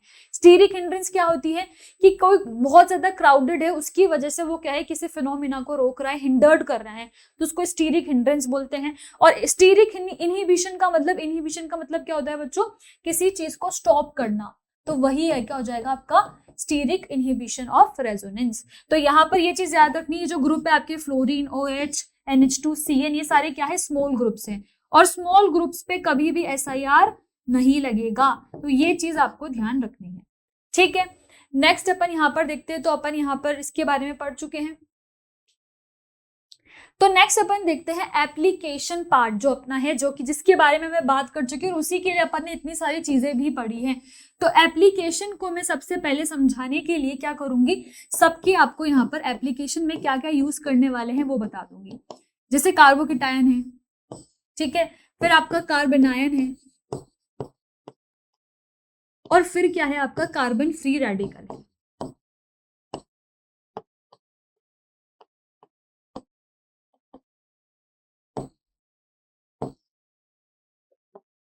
अब बात करते हैं कार्बोकेटायन के अंदर। तो कार्बोकेटायन क्या होते हैं, आपके कार्बन के ऊपर पॉजिटिव चार्ज, मतलब इनको क्या चाहिए, ऐसी स्पीशीज चाहिए जो इलेक्ट्रॉन को डोनेट करे। तो ये किसके प्रोपोर्शनल होंगे, डायरेक्टली इलेक्ट्रॉन डोनेटिंग ग्रुप्स के, इलेक्ट्रॉन डोनेटिंग ग्रुप्स के डायरेक्टली प्रोपोर्शनल होंगे। और इलेक्ट्रॉन डोनेटिंग ग्रुप्स कौन से थे, अपन ने देखा था जो प्लस आई वाले थे, जो प्लस एच वाले थे, और जो प्लस एम वाले थे। तो ये डायरेक्टली प्रोपोर्शनल हो जाएंगे प्लस एम, प्लस एच और प्लस आई वाले ग्रुप। और इनवर्सली प्रोपोर्शनल हो जाएंगे जो आपके माइनस एम, माइनस एच और माइनस आई शो करेंगे। तो इन ग्रुप्स की अपन सीरीज पढ़ चुके हैं। अगर कोई ग्रुप दिखेगा और मैं पूछूं कार्बोकेटाइन की स्टेबिलिटी बताओ, तो अगर प्लस एम ग्रुप दिख गया तो क्या हो जाएगा, वो ज्यादा स्टेबल हो जाएगा, और माइनस एम दिख गया तो यहाँ पर इनवर्सली प्रोपोर्शनल है, मतलब वो लेस स्टेबल हो जाएगा। ठीक है, ऐसे ही अगर कार्बनायन में बात करें तो कार्बनायन का मतलब है कार्बन पर नेगेटिव चार्ज। तो इसको कैसी स्पीशीज चाहिए, जो इलेक्ट्रॉन विड्रॉइंग नेचर की हो। मगर यहाँ पर एक और फैक्टर आता है, जब भी अपन कार्बनायन की बात करेंगे तो अपन इलेक्ट्रोनेगेटिविटी और साइज को भी यहाँ पर कंसिडर करेंगे। ठीक है, इलेक्ट्रोनेगेटिविटी में मतलब वही बात है कि जब अपन लेफ्ट टू राइट जाते हैं तो बढ़ती है, अगर टॉप टू बॉटम जाएंगे तो इलेक्ट्रोनेगेटिविटी कम होती है। और साइज में भी वही चीज है, तो साइज और इलेक्ट्रोनेगेटिविटी को यहाँ पर कंसिडर करेंगे। फिर आएगा आपका रेजोनेंस, और फिर आपके जो इफेक्ट है वो आएंगे। ठीक है, तो अगर अपन इसकी बात करें तो इसमें क्या है, यहाँ पर कैसे ग्रुप्स होते हैं, इलेक्ट्रॉन विड्रॉइंग ग्रुप्स के, ये डायरेक्टली प्रोपोर्शनल होता है। इलेक्ट्रॉन विड्रॉइंग ग्रुप, विड्रॉइंग क्या होंगे, वो यहाँ से क्या करेंगे, इसके जो माइनस है उसको कम कर देंगे। और वहां पर अपन इलेक्ट्रॉन डोनेटिंग क्यों ले रहे थे, क्योंकि उसके प्लस चार्ज को कम कर रहे थे। और यहाँ पर इलेक्ट्रॉन विड्रॉइंग क्या करेंगे, इसके माइनस चार्ज को कम कर देंगे। जैसे माइनस एम इफेक्ट है, माइनस एच इफेक्ट है और माइनस आई इफेक्ट है, इसके डायरेक्टली प्रोपोर्शनल है। और इनवर्सली प्रोपोर्शनल होगा किसके, प्लस एम, प्लस एच और प्लस आई के। तो ये होता है आपका जब अपन कार्बनायन के रिस्पेक्ट में स्टेबिलिटी की बात करेंगे। ठीक है, तो ये हो गया फॉर कार्बनायन। अब बात करते हैं अपन कार्बन फ्री रेडिकल। तो कार्बन फ्री रेडिकल भी क्या है, उसके पास भी इलेक्ट्रॉन की कमी है। ठीक है, तो इलेक्ट्रॉन की कमी है तो इसको भी कैसे चाहिए, इलेक्ट्रॉन डोनेटिंग वाले ही चाहिए। तो यहाँ पर इसको भी इलेक्ट्रॉन डोनेटिंग ग्रुप्स ही चाहिए। ठीक है, ये भी डायरेक्टली प्रोपोर्शनल होता है इलेक्ट्रॉन डोनेटिंग ग्रुप के। मगर यहाँ पर क्या होता है, जब भी अपन डायरेक्टली प्रोपोर्शनल करेंगे इसको plus M, plus H, plus I से, तो यहाँ पर एक और ग्रुप ऐड हो जाता है, that is your minus I group. मतलब माइनस आई ग्रुप की भी ये डायरेक्टली प्रोपोर्शनल होता है, क्योंकि रेजोनेंस से क्या होता है, फ्री रेडिकल में स्टेबिलिटी आती है। इसी वजह से यहाँ पर माइनस एम ग्रुप को भी अपन ने यहाँ पर अटैच कर दिया। और ये इनवर्सली प्रोपोर्शनल किसके होगा, सिर्फ माइनस एच और माइनस आई के। तो ये डायरेक्टली प्रोपोर्शनल है इन चारों ग्रुप के। तो आपको जो यहाँ पर याद रखने वाली बात है वो यही है, क्योंकि यहाँ पर माइनस एम ग्रुप देख लो आप, इसके ये डायरेक्टली प्रोपोर्शनल है, तो इसको अच्छे से याद रखना। अब अगर नहीं भी समझ में आया तो अपन एप्लीकेशंस को है यहाँ पर कुछ क्वेश्चंस की वजह से सॉल्व करेंगे, क्वेश्चन के थ्रू, तो आपको इजीली समझ में आ जाएगा। जैसे कि यहाँ पर बात करते हैं सबसे पहले कार्बन इंटरमीडिएट की, जो कि अपना होगा स्टेबिलिटी ऑफ कार्बोकेटायन, जो मैं बता चुकी हूँ डायरेक्टली तो किसके प्रोपोर्शनल होंगे, plus M, plus H, plus I के, और इनवर्सली प्रोपोर्शनल होंगे माइनस एम, माइनस एच और माइनस आई के। ठीक है, आइए क्वेश्चन सॉल्व करते हैं। सबसे पहले क्वेश्चन में क्या दे रखा है आपको, डबल बॉन्ड के साथ में पॉजिटिव चार्ज है। तो ये बात तो मैंने रेजोनेंस में बताई थी कि जब भी डबल बॉन्ड के पास पॉजिटिव चार्ज है तो यहाँ पर इसका जो ऑर्बिटल है वो वेकेंट है, और वेकेंट ऑर्बिटल है तो वो क्या होगा, यहाँ पर भी ओवरलैपिंग हो रही होगी। मतलब यहाँ पर तो यहाँ पर इसका क्या ग्रुप लग रहा है, अगर इफेक्ट की बात करें तो क्या हो रहा है, यहाँ पर रेजोनेंस लग रहा है। तो अगर रेजोनेंस है, ये बात भी मैं बता देती हूं आपको, रेजोनेंस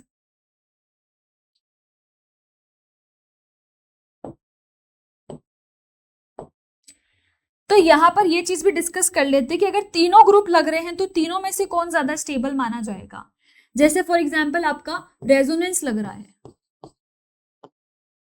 तो रेजोनेंस सबसे पहले आएगा, फिर हाइपर कॉन्जुगेशन आएगा, ये मैंने कल भी बताया था, और फिर आपका इंडक्टिव आएगा। तो अगर तीनों इफेक्ट लग रहे हैं तो तीनों में से भी ज्यादा प्रेफरेंस किसको देंगे अपन? रेजोनेंस को देंगे। ये ध्यान रखना कि जो आपका ऑर्डर है वो चलता है आर इफेक्ट, फिर आपका एच इफेक्ट, और फिर आपका I effect, R H I के थ्रू चलता है। ठीक है, ये चीज याद रखनी है। अब क्वेश्चन में देखो यहाँ पर तो रेजोनेंस हो रहा है, यहाँ पर देखोगे तो यहाँ पर कोई डबल बॉन्ड नहीं है, तो रेजोनेंस तो पॉसिबल नहीं है, पॉजिटिव चार्ज है। प्लस आपको एक चीज जरूर दिख रही है, यहाँ पर 1 डिग्री कार्बन दिख रहा है, और 1 डिग्री कार्बन क्या करेगा? प्लस आई लगाएगा। तो यहाँ पर देखिए तो इंडक्टिव इफेक्ट लग रहा है, और यहाँ पर भी मिथाइल है तो यहाँ पर भी इंडक्टिव इफेक्ट ही लग रहा है। तो अगर यहाँ पर इफेक्ट की बात करें तो इफेक्ट के टाइप से तो ये वाला ज्यादा स्टेबल हो जाएगा। अब इंडक्टिव में भी यहाँ पर क्या है, आपके पास एक बार 1 डिग्री कार्बन है और एक बार सिर्फ मिथाइल ग्रुप है। तो अपन ने पढ़ा था इंडक्टिव इफेक्ट में क्या था, जो 3 डिग्री, 2 डिग्री, 1 डिग्री, फिर मिथाइल होता है। 3 डिग्री सबसे ज्यादा स्टेबल होता है, फिर 2 डिग्री, फिर 1 डिग्री, और फिर आपका मिथाइल ग्रुप आता है।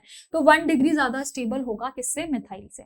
तो ये इसका ऑर्डर हो जाएगा। अगर मैं ए बी सी की फॉर्म में लिखूं तो A is greater than B and is greater than C. ठीक है, अब यहाँ पर देखो यहाँ पर क्या हो रहा है, तो यहाँ पर भी पॉजिटिव चार्ज के पास में डबल बॉन्ड है, मतलब यहाँ पर भी जो ऑर्बिटल है उनकी ओवरलैपिंग हो रही होगी, और ओवरलैपिंग की वजह से क्या हो रहा है, यहाँ पर रेजोनेंस तो लग रहा है।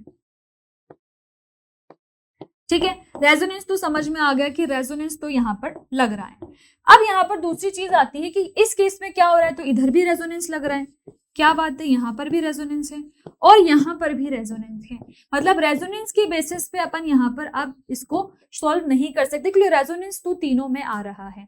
अब क्या बात आएगी, अब यहाँ पर अपन एक और चीज कर सकते हैं कि यहाँ पे इसका आई इफेक्ट भी लग रहा है, क्योंकि आप जब कार्बन को देखोगे तो यहाँ पर कैसा कार्बन है, 2 डिग्री, एक CH3 से अटैच है और एक CH3 से अटैच है, मतलब यहाँ पर ये 2 डिग्री कार्बन है, और 2 डिग्री कार्बन क्या है, इंडक्टिव इफेक्ट शो करेगा।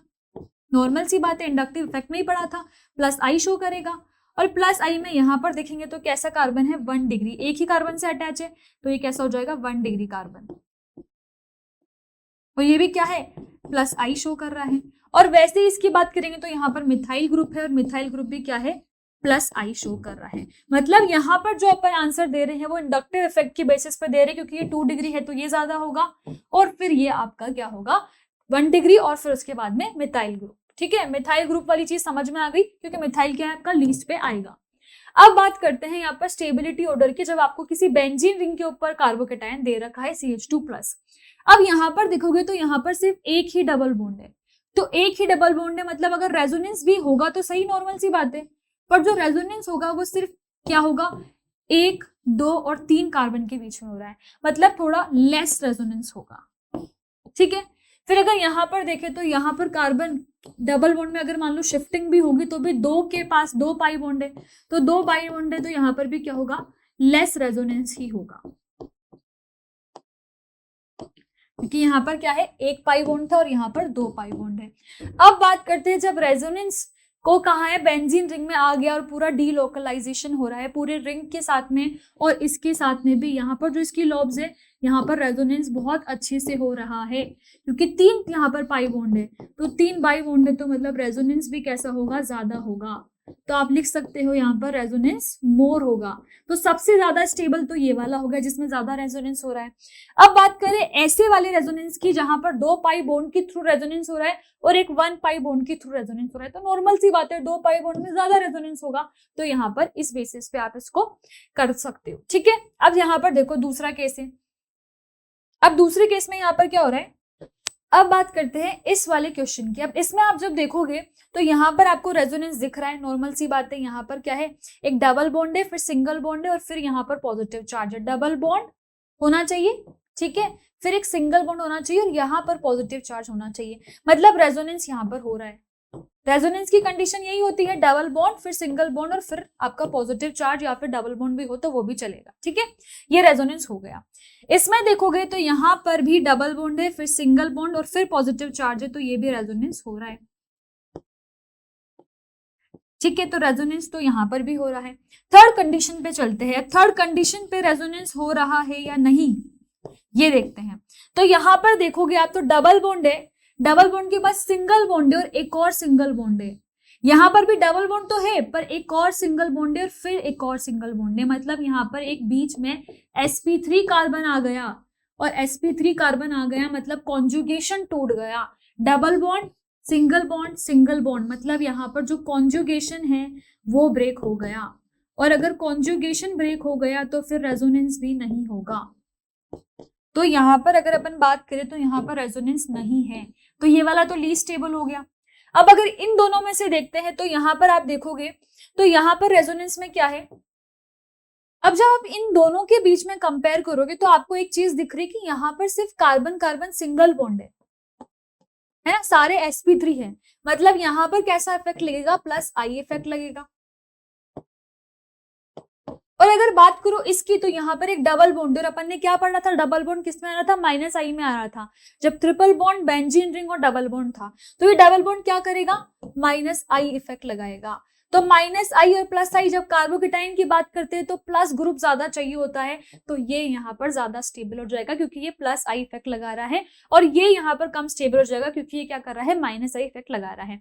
इसके ऊपर तो रेजोनेंस हो ही नहीं रहा, तो ये भी माइनस आई लगा रहा है, और माइनस आई कितने से लगा रहा है, दो डबल बॉन्ड से, टू डबल बॉन्ड से माइनस आई लगा रहा है, इसलिए ये लीस्ट स्टेबल हो जाएगा। ठीक है, चलो नेक्स्ट बात करते हैं। यहाँ पर स्टेबिलिटी बतानी है, वही चीज यहाँ पर क्या है, अब आपको कार्बोकेटाइन दे रखा है, दो डबल बॉन्ड है और एक डबल बॉन्ड है, तो दो डबल बॉन्ड है, दो पाई बॉन्ड है, तो नॉर्मल सी बात है इसका तो ज्यादा हो जाएगा, यहाँ पर तो बात करने की जरूरत ही नहीं है, और यहाँ पर वन पाई बॉन्ड है।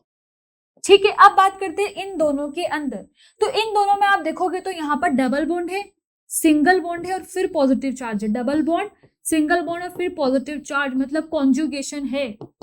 कॉन्जुगेशन यही होता है, ऑल्टरनेट होना, double bond single bond positive charge का है, double bond single bond double bond का होना। ठीक है, तो यहाँ पर रेजोनेंस लग रहा है, मगर जैसे ही आप इसको देखोगे ना तो ये पॉजिटिव कहाँ पर आ रहा है, डबल बॉन्ड की कार्बन के ऊपर, मतलब ये लोकलाइज्ड है। कैसा है ये, लोकलाइज्ड कार्बोकेटायन है, यहाँ पर डीलोकलाइजेशन नहीं हो रहा है, और डीलोकलाइजेशन नहीं होगा तो रेजोनेंस भी नहीं होगा। नो रेजोनेंस वाला केस है ये, तो नॉर्मल सी बात हो जाएगी, फिर तो ये लीस्ट स्टेबल हो गया क्योंकि बाकी के दो में क्या हो रहा है, रेजोनेंस हो रहा है। चलो अब यहाँ पर बात करते हैं। अच्छा, कोई यहाँ पर तो नहीं रेजोनेंस लगा देगा ना, ये आप ध्यान रखना, ये क्या ग्रुप है, CHO ग्रुप है, डबल बॉन्ड देख के रेजोनेंस नहीं लगा देना है, ये क्या है, CHO ग्रुप है। अब यहाँ पर CHO ग्रुप जो है वो कार्बन के ऊपर जो कार्बोकेटायन है उससे डायरेक्टली अटैच है, डायरेक्टली अटैच। और अगर यहाँ पर देखोगे तो यहाँ पर भी CHO ग्रुप है, मगर ये क्या है, यहाँ पर डायरेक्टली नहीं है, एक कार्बन के थ्रू अटैच है, एक कार्बन बीच में आ रहा है। अब अपन को पता है जो CHO है वो अपन ने पढ़ा था, आपका कैसा इफेक्ट लगाता है बच्चों, CHO यहाँ पर जो आपका CHO ग्रुप है वो क्या करता है बच्चों, माइनस आई इफेक्ट लगाता है। अब क्योंकि माइनस आई इफेक्ट यहाँ पर आपको पता है डिस्टेंस डिपेंडेंट होता है, तो यहाँ पर जो डिस्टेंस है उसमें वो डायरेक्टली अटैच है, तो डिस्टेंस ज्यादा है, और यहाँ पर डिस्टेंस क्या है, माइनस आई इफेक्ट की लेस डिस्टेंस है, डिस्टेंस डिपेंडेंट होता है माइनस आई इफेक्ट, तो ये माइनस आई इफेक्ट का डिस्टेंस यहाँ पर कम है, तो कम है तो ज्यादा स्टेबल कौन सा हो जाएगा, ये वाला ज्यादा स्टेबल जाएगा क्योंकि इसमें माइनस आई कम लग रहा है, माइनस आई इफेक्ट तो अपन को चाहिए ही नहीं क्योंकि यहाँ पर तो अपन कार्बोकेटाइन की बात कर रहे हैं। माइनस आई क्या है, इनवर्सली प्रोपोर्शनल होना चाहिए था, तो इनवर्सली के हिसाब से कौन सा होगा, ये वाला ज्यादा स्टेबल हो जाएगा क्योंकि यहाँ पर कम माइनस आई लगेगा डिस्टेंस की वजह से, और यहाँ पर ज्यादा माइनस आई लगेगा, तो ज्यादा स्टेबल कौन सा हो जाएगा, सेकेंड वाला ज्यादा स्टेबल हो जाएगा। चलो अब बात करते हैं, और कुछ कंपाउंड अपन को मिल गए यहाँ पर, तो अब बात करते हैं, नेक्स्ट अपना आता है stability of benzyl carbocation. Benzyl carbocation की जब बात कर रहे हैं, मतलब बेंजीन रिंग के पास वाले कार्बन पे जब कार्बोकेटायन हो, तो सबसे पहली चीज जो इंपॉर्टेंट है, बाकी सब इफेक्ट तो वैसे ही लगेंगे, पर मीजोमेरिक इफेक्ट, कौन सा इफेक्ट रेजोनेंस के लिए बोल रहा है, is observed at ortho and para position and only, क्या होगा, ये ऑर्थो और पैरा पोजिशन पे ही स्टेबल लगेगा, और ऑर्थो और पैरा की अगर बात करें कि एक जगह पे ऑर्थो पे है और एक पे पैरा पे है, तो वो दोनों बराबर होंगे, मतलब क्योंकि यहाँ पर क्या है, जो इफेक्ट होता है आपका मीजोमेरिक, वो कैसा इफेक्ट है, डिस्टेंस इंडिपेंडेंट इफेक्ट है, डिस्टेंस का यहाँ पर कोई काम नहीं है, तो इसीलिए ऑर्थो पैरा पे वो सेम ही इफेक्ट शो करेगा। ठीक है, अब सेकेंड चीज आती है कि मीजोमेरिक इफेक्ट जो है वो क्या है, मेटा पोजिशन पे 0 होगा, ये बात अपन ने पढ़ी भी थी जब मैंने आपको क्या बताया था, एक्टिवेटिंग और डीएक्टिवेटिंग ग्रुप्स बताए थे। तो जो भी आपके प्लस एम माइनस आर वाले इफेक्ट से वो सारे क्या कर रहे थे, सिर्फ ऑर्थो और मेटा पोजीशन पे ही लग रहे थे। ठीक है, जब अपन कार्बोकेटाइन की बात करें तो प्लस एम की बात करें तो वो सिर्फ क्या हो रहे हैं, ऑर्थो और मेटा पोजीशन पे ही लग रहे हैं। और जो आपके सारे ग्रुप्स थे बाकी के, जैसे माइनस आई जो था वो सिर्फ आपका मेटा पे लग रहा था। तो डीएक्टिवेटिंग ग्रुप्स के लिए अपन ने बताया था कि वो मेटा पे लगते हैं, जो आपके डीएक्टिवेटिंग ग्रुप्स है। नहीं समझ में आए तो लेक्चर देख सकते हो। डीएक्टिवेटिंग ग्रुप्स कहाँ लगेंगे, मेटा पे लगेंगे। और जो एक्टिवेटिंग ग्रुप्स होते हैं वो कौन से थे, प्लस वाले ही थे सारे एक्टिवेटिंग ग्रुप्स, तो वो सारे कहाँ लगते हैं, ऑर्थो एंड पैरा पे लगते हैं। तो यही चीज आपको ध्यान रखनी है कि ये सारे क्या है, प्लस वाले ग्रुप की बात कर रहे हैं कार्बोकेटाइन में, तो ये एक्टिवेटिंग होंगे और ऑर्थो पैरा पे ही लगेंगे। और वैसे ही माइनस एम और माइनस आई दोनों ही ऑर्थो पैरा वाले ही होते हैं, ऑर्थो पैरा डायरेक्टिंग ही होते हैं। ठीक है, अब बात करते हैं यहाँ पर इस वाले कंपाउंड और इस वाले क्वेश्चन की। ठीक है, अब यहाँ पर अगर आप देखोगे तो NO2 जो है वो क्या लगाएगा, यहाँ पर माइनस एम लगाएगा या माइनस आर भी बोल सकते हो, कंफ्यूज नहीं होना है। क्लोरीन अपन ने देखा था जब एक्टिवेटिंग डीएक्टिवेटिंग पढ़ा था, तो इसका माइनस एम नहीं लगता है, तो ये क्या लगाएगा, सिर्फ माइनस आई लगाएगा। ठीक है, CH3 क्या है, CH3 क्या लगाएगा, प्लस आई लगाएगा। और OCH3 आपका OR ग्रुप है, तो ये क्या लगाएगा बच्चों, प्लस एम लगाएगा। अब क्या है, अब अपन को यहाँ पर बताना है एक चीज, अगर मैं इसको जनरली भी देखूं तो ये दोनों जो ग्रुप है ये क्या है, डीएक्टिवेटिंग ग्रुप्स है, तो ये तो लीस्ट स्टेबल हो जाएंगे। ठीक है, और अपन को एक चीज पता है कि जो मीजोमेरिक इफेक्ट है वो सबसे ज्यादा होता है, फिर हाइपर कॉन्जुगेशन होता है, फिर आपका इंडक्टिव इफेक्ट होता है। तो यहाँ पर प्लस एम लग रहा है, तो सबसे ज्यादा स्टेबल कौन सा हो जाएगा, फोर्थ वाला, फिर आपका हो जाएगा थर्ड वाला। और अगर इन दोनों में बात करें, जो दोनों ही डीएक्टिवेटिंग ग्रुप से माइनस एम लगा रहे हैं और माइनस आई लगा रहा है, तो यहाँ पर भी जो मीजोमेरिक है, क्योंकि वो ज्यादा स्ट्रॉन्ग इफेक्ट है, तो माइनस आई इसका ज्यादा लगेगा माइनस एम, तो फिर अपन क्या कर देंगे, सेकंड अपना ज्यादा स्टेबल है एंड देन फर्स्ट, क्योंकि माइनस आई क्या है, थोड़ा सा कम स्ट्रॉन्ग ग्रुप है, तो यहाँ पर इसका इफेक्ट जो है वो कम होगा, और ये स्ट्रॉन्गर ग्रुप है। माइनस एम क्या होता है, स्ट्रॉन्गर होता है, और ये जो माइनस आई वाला होता है वो वीकर होता है, तो इसीलिए यहाँ पर अपन ने सेकंड और फर्स्ट को इस तरीके से लिया है। नेक्स्ट क्वेश्चन की बात करते हैं। अब यहाँ पर क्या है, यहाँ पर भी वही चीज है, अब यहाँ पर क्या है, पोजीशन चेंज कर दी, जैसे इसको आपको ऑर्थो पे दे दिया, ये मेटा पे दे दिया, और एक आपको पैरा पे दे दिया। अभी मैंने बताया है कि मेटा पे यहाँ पर इसका माइनस एम इफेक्ट लगेगा ही नहीं, तो माइनस एम इफेक्ट इसका 0 हो जाएगा। Minus M effect meta position पे 0 होता है, तो इसका NO2 का माइनस एम इफेक्ट लगेगा ही नहीं, और नहीं लगेगा तो इसका अपन क्या कंसिडर करेंगे, सिर्फ माइनस आई। ठीक है, अगर यहां पर देखेंगे तो यहाँ पर इसका प्लस माइनस क्या लग रहा है, इसका माइनस एम भी लग रहा है और माइनस आई भी लग रहा है। वैसे ही अगर यहाँ बात करेंगे तो यहाँ पर भी माइनस एम भी लग रहा है, माइनस आई भी लग रहा है, और अगर यहाँ बात करेंगे तो यहाँ तो कोई ग्रुप ही नहीं है। ठीक है, तो अब यहाँ पर एक चीज आपको देखनी कि एक ऑर्थो पे है और एक पैरा पे है। ठीक है, तो अगर यहाँ पर देखिए किसका ज्यादा होगा, तो यहाँ पर अपन एम से तो नहीं देख सकते, क्योंकि एम का तो ऑर्थो पैरा इफेक्ट दोनों बराबर होता है, एम का ऑर्थो और पैरा दोनों बराबर होता है मीजोमेरिक इफेक्ट का। तो अब अपन को यहाँ पर जो अपना यहाँ पर आंसर निकाल के लाएगा वो कौन सा इफेक्ट हो जाएगा, इंडक्टिव, क्योंकि इंडक्टिव कैसा इफेक्ट होता है, डिस्टेंस डिपेंडेंट होता है, डिस्टेंस पे वो क्या होता है, अफेक्टेड होता है, तो डिस्टेंस डिपेंडेंट है। अब डिस्टेंस डिपेंडेंट में आपको पता है माइनस आई किसका आ रहा है, यहाँ पर ऑर्थो का, और यहाँ पर माइनस आई किसका लग रहा है, पैरा का। तो पैरा का तो क्या है, डिस्टेंस पे है, 1 2 कार्बन के बाद 3 कार्बन पे यहाँ पर है, पैरा क्या है 3 कार्बन पे है, बहुत कम नीचे आ रहा है, और यहाँ पर ये डायरेक्टली इससे अटैच है, मतलब इसका जो माइनस एम इफेक्ट होगा वो माइनस आई इफेक्ट ज्यादा लगेगा। तो अगर सबसे ज्यादा स्टेबल की बात करें अपन, तो सबसे ज्यादा तो आपका फोर्थ वाला हो जाएगा, क्योंकि इसमें कोई सा भी माइनस ग्रुप नहीं लग रहा है, और कार्बोकेटाइन के केस में माइनस ग्रुप नहीं चाहिए। यहाँ पर माइनस आई लग रहा है, तो सिर्फ माइनस आई वाला ज्यादा ही हो जाएगा, तो ये क्या आ जाएगा, आपका सेकंड आ जाएगा। ठीक है, अब दोनों ही जगह माइनस एम भी लग रहा है, माइनस आई भी लग रहा है, मगर आपको पता है माइनस आई जो ऑर्थो वाला है वो ज्यादा अफेक्ट करेगा, तो पैरा वाला पहले आ जाएगा, तो थर्ड आ जाएगा, एंड देन आपका फर्स्ट आ जाएगा। क्या समझ में आया कैसे आया है ये? यहाँ पर तो क्या हो रहा था, -i लग रहा था, तो ये तो आपका सेकंड नंबर पे आ गया। यहाँ पर कोई सा भी ग्रुप नहीं है इसलिए ये फर्स्ट नंबर पे आ गया। इन दोनों में बताना था तो मीजोमेरिक के हिसाब से तो नहीं बता सकते क्योंकि मीजोमेरिक ऑर्थो पैरा का दोनों का बराबर होता है। अब किससे बताना पड़ेगा? यहाँ पर ड्राइविंग फोर्स हो जाएगा, वो इंडक्टिव इफेक्ट हो जाएगा क्योंकि वो डिस्टेंस डिपेंडेंट होता है। तो डिस्टेंस की वजह से ऑर्थो वाला ज्यादा शो करेगा और पैरा वाला कम शो करेगा, इसीलिए थर्ड पहले आ गया और फिर आपका फर्स्ट आया है। अब बात करते हैं इस क्वेश्चन की। तो इस क्वेश्चन में आपको OH ग्रुप दिख रहा है। अब आपको पता है OH ग्रुप क्या लगाता है, +M लगाता है, +M लगाता है। अब यहाँ पर आपको पता है मेटा पे तो जो आपका मीजोमेरिक इफेक्ट है वो 0 होता है, ठीक है। तो यहां से तो नहीं आंसर आ रहा। ये और ये दोनों आपके क्या होंगे, स्टार्टिंग में रहेंगे। इन दोनों का ज्यादा स्टेबिलिटी रहेगी क्योंकि दोनों ही +M लगा रहे हैं। पर दोनों में से किसको चूज करें? तो अगर मेटा मीजोमेरिक के साथ देखें तो मीजोमेरिक तो ऑर्थो पैरा दोनों का क्या होता है, सेम ही होता है, तो उसके हिसाब से नहीं देख सकते। पर जो OH ग्रुप है वो हमको पता है क्या करते हैं, -i इफेक्ट भी लगाता है। तो -i इफेक्ट के अकॉर्डिंग देखेंगे तो -i इफेक्ट एक बार कहां पर है बच्चों, आपकी ऑर्थो पोजीशन पे है, और एक बार -i कहां पर है, पैरा पोजीशन पे है।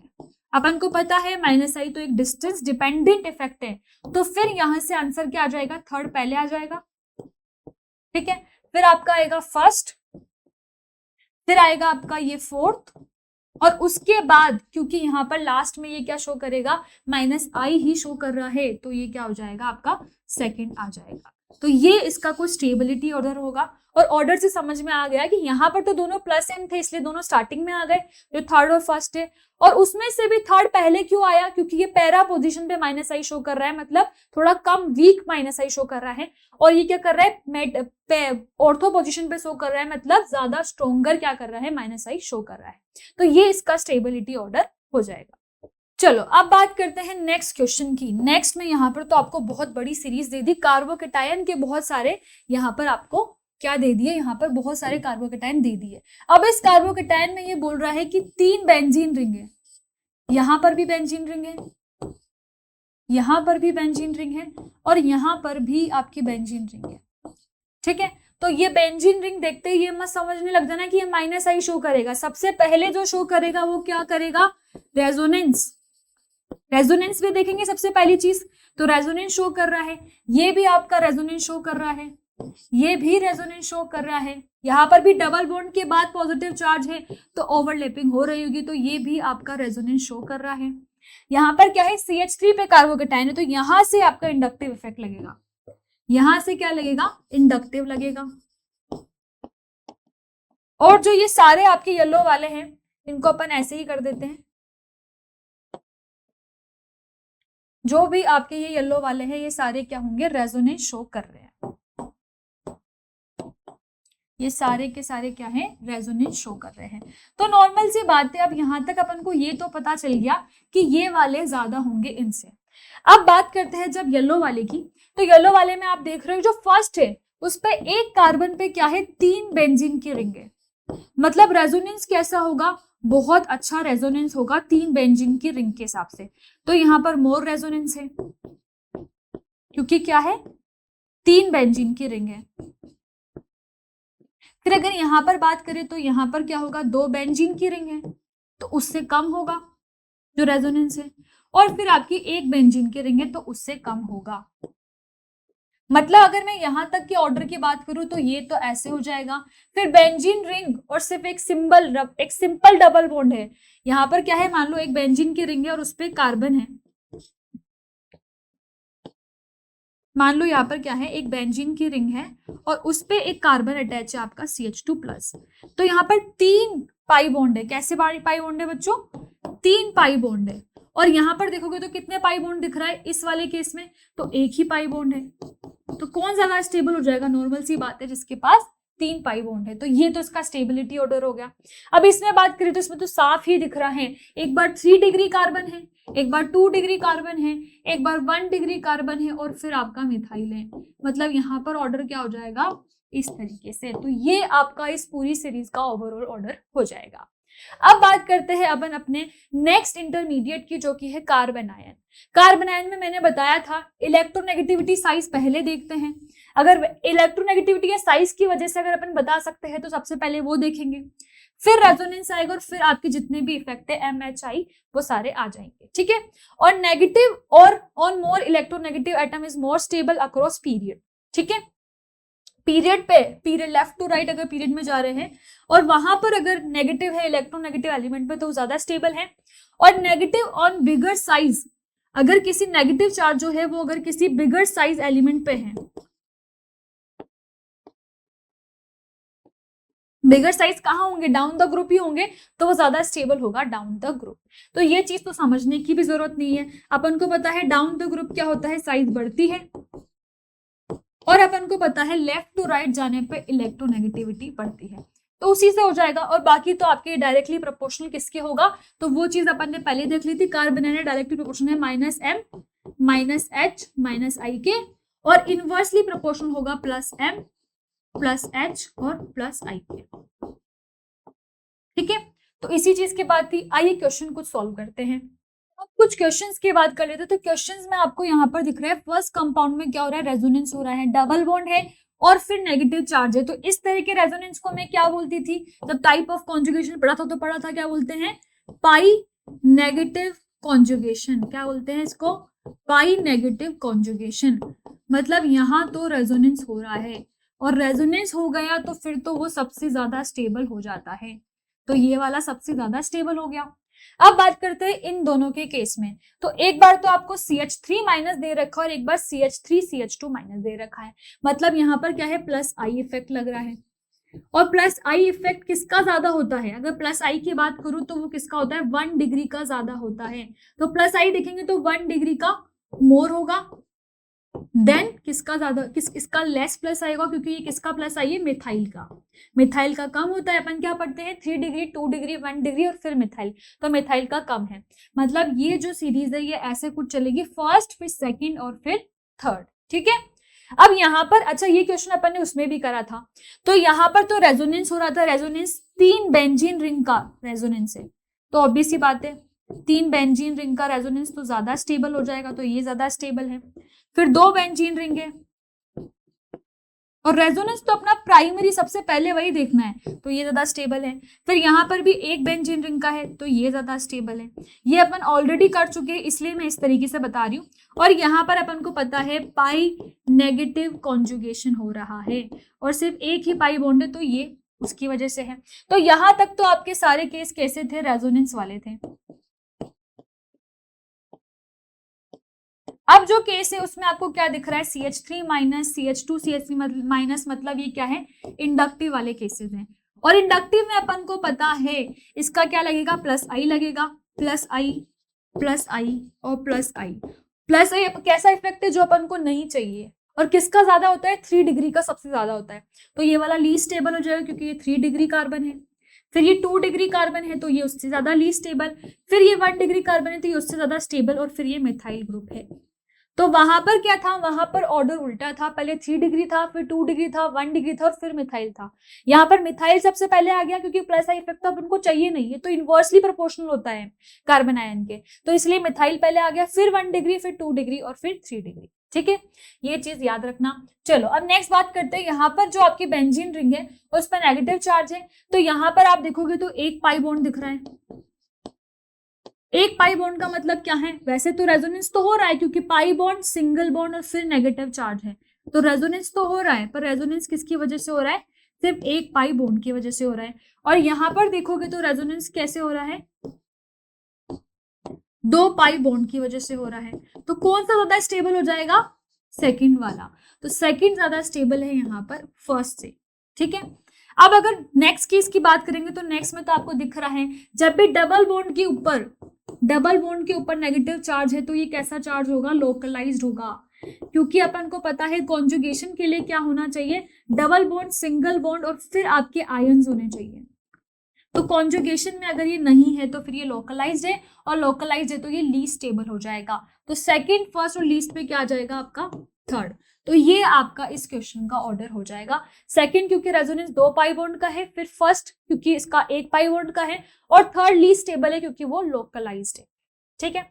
चलो नेक्स्ट की बात करते हैं। नेक्स्ट में आप देखोगे तो NO2 ग्रुप दिख रहा है। NO2 तो बहुत अच्छा ग्रुप है, -M लगाते हैं और -M ही तो चाहिए कार्बन आयन के लिए, तो ये तो बहुत स्टेबल हो गया। अब अगर यहाँ पर देखोगे तो यहाँ पर भी -M ही लग रहा है, क्या बात है, ये भी बहुत स्टेबल हो गया। यहाँ पर देखोगे तो यहाँ पर भी -M ही लग रहा है, मगर यहाँ पर एक और चीज दिख गई, वो क्या थी, मिथाइल, और मिथाइल कैसा लगाएगा, +I इफेक्ट, मतलब ये वाला कंपाउंड आपका क्या हो जाएगा, लीस्ट स्टेबल हो जाएगा। तो ये तो लीस्ट स्टेबल हो गया। अब अपन को किस में से निकालना है, सिर्फ इन दोनों में से ही निकालना है। अब इन दोनों में से देखोगे, अब आपने क्या करा, इन दोनों में से देखा तो आपको समझ में आया नेगेटिव है, और नेगेटिव के पास लोन पेयर, नाइट्रोजन पे क्या होते हैं, लोन पेयर्स होते हैं, मतलब ये क्या है, कॉन्जुगेशन कर रहा है, और कॉन्जुगेशन होगा मतलब क्या होगा बच्चों, ऑब्वियसली -M लग रहा है, रेजोनेंस होगा। रेजोनेंस में क्या होगा, यहाँ पर नेगेटिव है, फिर यहाँ पर आपका एक सिंगल बॉन्ड है, और फिर आपका लोन पेयर स्पीशीज है, तो कैसा कॉन्जुगेशन हो गया, नेगेटिव लोन पेयर कॉन्जुगेशन। अब यहाँ पर अगर आप बात करोगे, अब जब आप इस केस की बात करोगे तो इस केस में क्या होगा, आपको एक CH2 ग्रुप दिख रहा है बीच में, मतलब ये जो नेगेटिव है ये डायरेक्टली से अटैच नहीं है, मतलब जो अपन -M लिख रहे थे वो लगेगा ही नहीं, क्योंकि वो डायरेक्टली उस कार्बन आयन पे नहीं लग रहा है, एक बीच में CH2 ग्रुप आ रहा है, कार्बन आयन पे डायरेक्टली -M ग्रुप तो नहीं लग रहा, तो यहाँ पर तो रेजोनेंस होगा ही नहीं, नो रेजोनेंस, मतलब जो -M ग्रुप है वो लगेगा ही नहीं इसका, क्योंकि बीच में क्या आ रहा है, एक CH2 ग्रुप आ रहा है, तो यहाँ पर रेजोनेंस है और यहाँ पर रेजोनेंस नहीं है, तो ज्यादा स्टेबल कौन सा हो जाएगा, ये वाला। तो अगर मैं इसको लिखूं तो फर्स्ट ज्यादा स्टेबल है, फिर सेकंड है, और फिर आपका थर्ड है, तो ये इसका स्टेबिलिटी ऑर्डर हो जाएगा। अब बात करते हैं इस क्वेश्चन में, तो इस क्वेश्चन में आपको नेगेटिव चार्ज यहाँ पर देखो डायरेक्टली रिंग पे नेगेटिव चार्ज है, और यहाँ पर डबल बॉन्ड सिंगल बॉन्ड है, मतलब रेजोनेंस तो लग रहा है, मगर क्योंकि नेगेटिव चार्ज यहाँ पर डायरेक्टली रिंग पे है, तो ये जो कार्बन है ये क्या लगा रहे होंगे, इसके पास +I भी लगा रहे होंगे, +I इफेक्ट भी लग रहा होगा कार्बन का, कार्बन चेन का। क्यों, क्योंकि ये डायरेक्टली क्या है, रिंग पे अटैच है, देखो रिंग पे अटैच है। इधर जाओगे तो इधर रेजोनेंस तो हो रहा है, डबल बॉन्ड सिंगल बॉन्ड और नेगेटिव चार्ज, तो कैसा रेजोनेंस हुआ, पाई नेगेटिव रेजोनेंस, ठीक है, और पाई नेगेटिव रेजोनेंस तो हो रहा है। क्या यहाँ पर कोई आपको I इफेक्ट दिख रहा है, नहीं, क्योंकि ये डायरेक्टली अटैच नहीं है बेंजीन रिंग से, यहाँ पर क्या है, कोई डायरेक्टली अटैच कोई मिथाइल ग्रुप नहीं है, कोई कार्बन चेन नहीं है, तो नो इंडक्टिव, यहाँ पर कोई इंडक्टिव इफेक्ट नहीं है। फिर जैसे ही आप नेक्स्ट पे गए तो नेक्स्ट पे आपने क्या देखा, यहाँ पर नेगेटिव किस पे है, रिंग पे है, अगर रिंग पे नेगेटिव है मतलब यहाँ पर क्या लगेगा, रेजोनेंस तो लग ही रहा है, और रेजोनेंस के साथ में इंडक्टिव भी लग रहा है। अब वहां पर देख रहे थे जब आप फर्स्ट केस में, तो इंडक्टिव सिर्फ इन कार्बन्स का लग रहा था जो सिंगल है, यहाँ पर एक एक्स्ट्रा कार्बन ये भी है जो बाहर से अटैच है, तो इसका मतलब जो इसका इंडक्टिव है वो क्या होगा, मोर ड्यू टू 1CH3, एक CH3 की वजह से इसका इंडक्टिव ज्यादा होगा। तो अगर अपन बात करें तो इसमें इंडक्टिव इफेक्ट ज्यादा लग रहा है, इंडक्टिव कौन सा, +I इफेक्ट की बात कर रहे हैं, यहाँ पर भी +I और यहाँ पर भी +I इफेक्ट की बात कर रहे हैं। अब कार्बन आयन के केस में प्लस तो अपन को चाहिए नहीं, अपन को कैसा इफेक्ट चाहिए, माइनस इफेक्ट चाहिए। अब यहाँ पर तो सेकंड सबसे ज्यादा स्टेबल होगा, क्योंकि इस पे कोई भी प्लस ग्रुप नहीं आ रहा, +I इफेक्ट नहीं लग रहा। अब +I इफेक्ट किसका ज्यादा है, थर्ड का ज्यादा है और सेकंड का कम है, फर्स्ट का कम है, तो फर्स्ट पहले आ जाएगा, और फिर थर्ड लीस्ट स्टेबल क्यों हो जाएगा, क्योंकि उससे +I ग्रुप ज्यादा लग रहा है, ठीक है।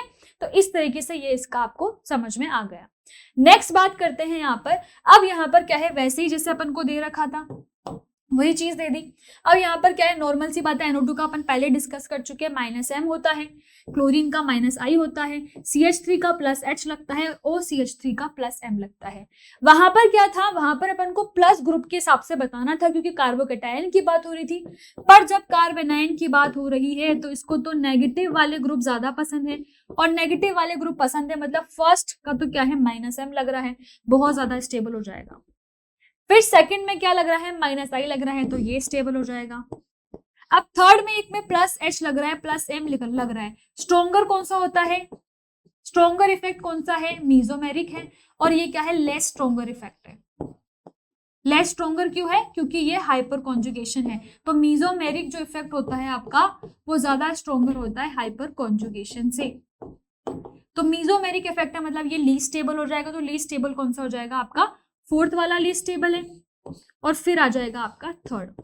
तो ये इसका यहाँ पर क्या आ जाएगा, ऑर्डर आ जाएगा, first, second, third and fourth. ठीक है, तो बच्चों अब इस क्वेश्चन की बात करते हैं। तो इसमें आपको OH ग्रुप और OH ग्रुप दिख रहा है, तो OH ग्रुप तो प्लस M लगाता है। ठीक है, यहाँ पर तो प्लस M का मतलब ही नहीं, क्योंकि मेटा पोजीशन पर तो 0 होता है प्लस M। ठीक है, या माइनस M, दोनों ही 0 होता है। ठीक है, यहाँ पर अब यहाँ पर भी प्लस M लगा रहा है, मतलब प्लस M की वजह से अपन डिसाइड नहीं कर पाएंगे कि अपना क्या आंसर है। कार्बोनाइन में तो अपन को माइनस वाले ग्रुप चाहिए, तो OH अपन को पता है -I भी लगाता है, और यहाँ पर भी -I लग रहा है, और यहाँ पर भी -I लग रहा है। अब अगर क्योंकि अपन बात करें तो यहाँ पर कोई मीजोमेरिक इफेक्ट नहीं है, प्लस M इफेक्ट नहीं है, तो सबसे ज्यादा स्टेबल कौन सा हो जाएगा, अपना सेकंड सबसे ज्यादा स्टेबल हो जाएगा। अब यहाँ पर एक चीज की बात करते हैं कि -I इन दोनों में लग रहा है, तो किस में ज्यादा लगेगा। तो अभी मैंने बताया था -I कैसा इफेक्ट होता है, डिस्टेंस डिपेंडेंट, और अगर ये डिस्टेंस डिपेंडेंट है तो किसका ज्यादा हो जाएगा, क्योंकि यहाँ पर ये ऑर्थो पे है, डायरेक्टली यहाँ से -I लगाएगा बहुत ज्यादा, तो ये वाला मोर -I देगा, और ये वाला क्या करेगा, लेस -I देगा, और लेस -I देगा, तो यहाँ पर इसका आंसर क्या हो जाएगा, फिर सेकंड, फिर उसके बाद क्या आ जाएगा, क्योंकि मोर -I तो बहुत ज्यादा चाहिए, माइनस ग्रुप इसको बहुत ज्यादा चाहिए, तो फर्स्ट, फिर आ जाएगा आपका थर्ड, और फिर लास्ट में आ जाएगा आपका फोर्थ। ठीक है, तो ये आंसर कुछ इसका हो जाएगा। जो नेक्स्ट अपन बात करते हैं यहाँ पर, जो अपना नेक्स्ट अपन पढ़ने वाले हैं, जो कि क्या है, carbon free radical. Carbon free radical को यहाँ पर डिस्कस करेंगे, और कार्बन फ्री रेडिकल में भी मैंने बताया था कि जो भी आपके प्लस वाले ग्रुप होते हैं वो होते हैं, पर अगर अपन हाइपर कॉन्जुगेशन की बात करेंगे, क्योंकि यहाँ पर जो सबसे ज्यादा इफेक्ट आपको दिखेगा ना, वो हाइपर कॉन्जुगेशन का ही दिखेगा। तो हाइपर कॉन्जुगेशन के टर्म्स में बात करें तो क्या हो जाएगा, अपन को पता है हाइपर कॉन्जुगेशन तो +H ही होता है, +H किस पर डिपेंड करता है, नंबर ऑफ अल्फा हाइड्रोजन पे।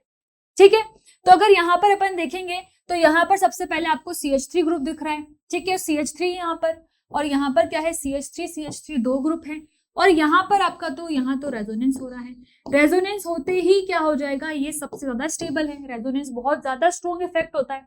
अब अगर इन दोनों में देखोगे तो इन दोनों में अगर यहाँ पर कार्बन फ्री रेडिकल की टर्म्स में बात करें, तो यहाँ पर हाइपर कॉन्जुगेशन की बात करो तो 9 क्या है यहाँ पर, सॉरी 9 नहीं, 3 और 3 कितने अल्फा हाइड्रोजन है, 6 अल्फा हाइड्रोजन।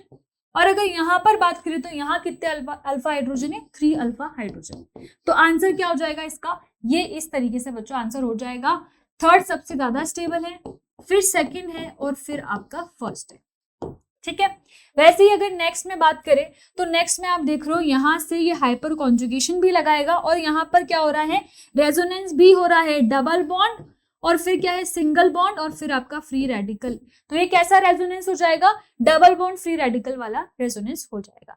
यहाँ पर भी डबल बॉन्ड है, और फिर यहाँ पर क्या है आपका फ्री रेडिकल है, तो यहाँ पर भी रेजोनेंस हो जाएगा।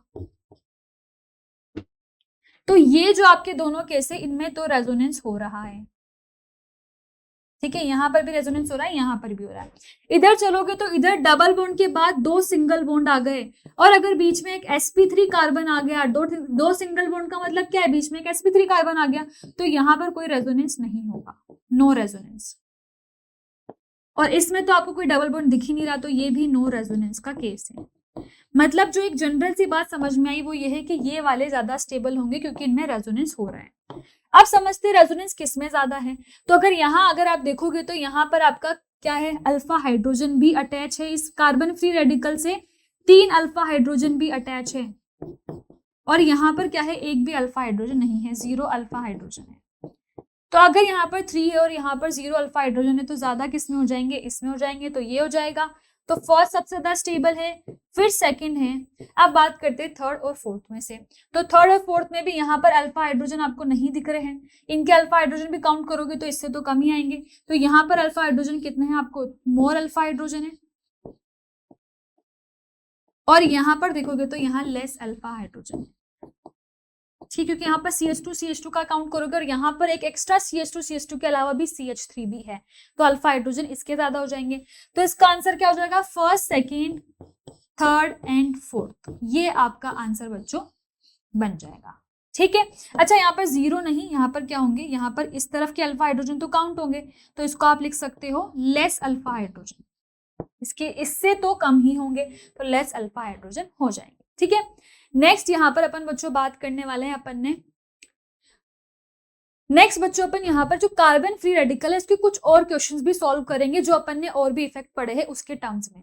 जैसे अगर मैं आपको एक क्वेश्चन दूं यहाँ पर, और मैंने क्या करा, यहाँ पर तो आपको दे दिया फ्री रेडिकल और यहाँ पर मैंने आपको एक सिंपल फ्री रेडिकल दे दिया, तो यहाँ से क्या समझ में आ रहा है कि यहाँ पर तो रेजोनेंस हो रहा है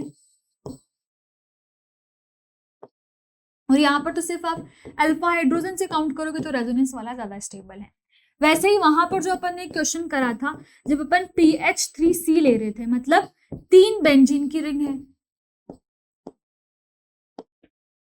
ठीक है, फिर आपकी 2 बेंजीन की रिंग है PH2C और फिर आपकी 1 बेंजीन की रिंग है जिसपे फ्री रेडिकल्स यहाँ पर है, तो नॉर्मल सी बात है 3 वाला ज्यादा हो जाएगा रेजोनेंस में, फिर 2 बेंजीन रिंग वाला और फिर एक सिंगल बेंजीन रिंग वाला, ठीक है। और उसके बाद अगर आप जो अपन ने क्वेश्चन करा था डबल बॉन्ड और फिर आप क्या कर सको, डबल बॉन्ड और आप एक फ्री रेडिकल अटैच कर सको, तो वो भी यहाँ पर लीस्ट पे आ जाएगा, ठीक है। अब यहाँ पर बात करते हैं जब अपन 3 डिग्री 2 डिग्री और 1 डिग्री कार्बो फ्री रेडिकल की बात करेंगे। फॉर एग्जाम्पल मैंने यहाँ पर ले लिया CH3C फ्री रेडिकल, फिर मैंने ले लिया CH3 फ्री रेडिकल और फिर मैंने ले लिया CH2 फ्री रेडिकल और फिर मैंने सिर्फ एक CH3 पे फ्री रेडिकल ले लिया, ठीक है, और फिर मैंने क्या करा यहाँ पर CH3 पे फ्री रेडिकल ले, ठीक है। तो इस केस में क्या करोगे, अल्फा हाइड्रोजन को ही काउंट करोगे, ठीक है। तो इसके अल्फा हाइड्रोजन देखेंगे तो 3 और 3 9 अल्फा हाइड्रोजन है। यहां पर काउंट करोगे तो यहाँ पर क्या आएगा बच्चों, यहाँ पर 3 और 3 मतलब 6 अल्फा हाइड्रोजन है, यहाँ पर 3 अल्फा हाइड्रोजन है और इस केस में जब आप देखोगे तो यहाँ पर क्या है 0 अल्फा हाइड्रोजन है। तो अल्फा हाइड्रोजन के हिसाब से ही अपन इसको अरेंज करते हैं, तो आपका आंसर क्या हो जाएगा, ये और फिर ये। तो ये कुछ क्वेश्चन से अपन को समझ में आ गया पूरे 3 कॉन्सेप्ट, कार्बोकेटायन, कार्बन एनायन और कार्बन फ्री रेडिकल, ये इन तीनों की स्टेबिलिटी को कैसे बताते हैं। उसके लिए अपन को -I group, +I group, +M group, -M group, +H group पता होना चाहिए। -H ग्रुप तो सिर्फ एक ही केस में लगता है तो उसको तो पढ़ने का कोई मतलब ही नहीं है। तो अब अपन बात करते हैं यहाँ पर एरोमेटिसिटी की। एरोमेटिसिटी को अपन हकल रूल से भी समझते हैं, ठीक है। हकल रूल क्या होता है वो भी देखेंगे। Cyclic planar and completely conjugated system with 4n+2 pi electrons होने चाहिए, ठीक है, जहां पर n 0 1 2 3 हो सकता है, is known as aromatic compound. मतलब अगर मैं बात कर रही हूँ कि कोई कंपाउंड एरोमेटिक है, अच्छा ये बात याद है ना कि एरोमेटिक कंपाउंड का नाम एरोमेटिक क्यों रखा गया है, क्योंकि इनमें एक डिफरेंट इन सबकी क्या होती है, एक कैरेक्टराइज स्मेल होती है, उसकी वजह से अरोमा एरोमेटिक कंपाउंड इनको नेम दिया गया है, ठीक है। अब जैसे अगर यहाँ पर देखोगे तो 3 चीजें अपन को पता चली इसके पॉइंट्स, कि एक तो जो आपका सिस्टम है वो कैसा होना चाहिए, प्लानर होना चाहिए सबसे पहली चीज, तो फिर क्या होना चाहिए, साइक्लिक होना चाहिए, साइक्लिक के अलावा तो आप एरोमेटिक क्यों ही बताओगे, नॉर्मल सी चीज है। फिर कंप्लीटली कॉन्जुगेटेड होना चाहिए,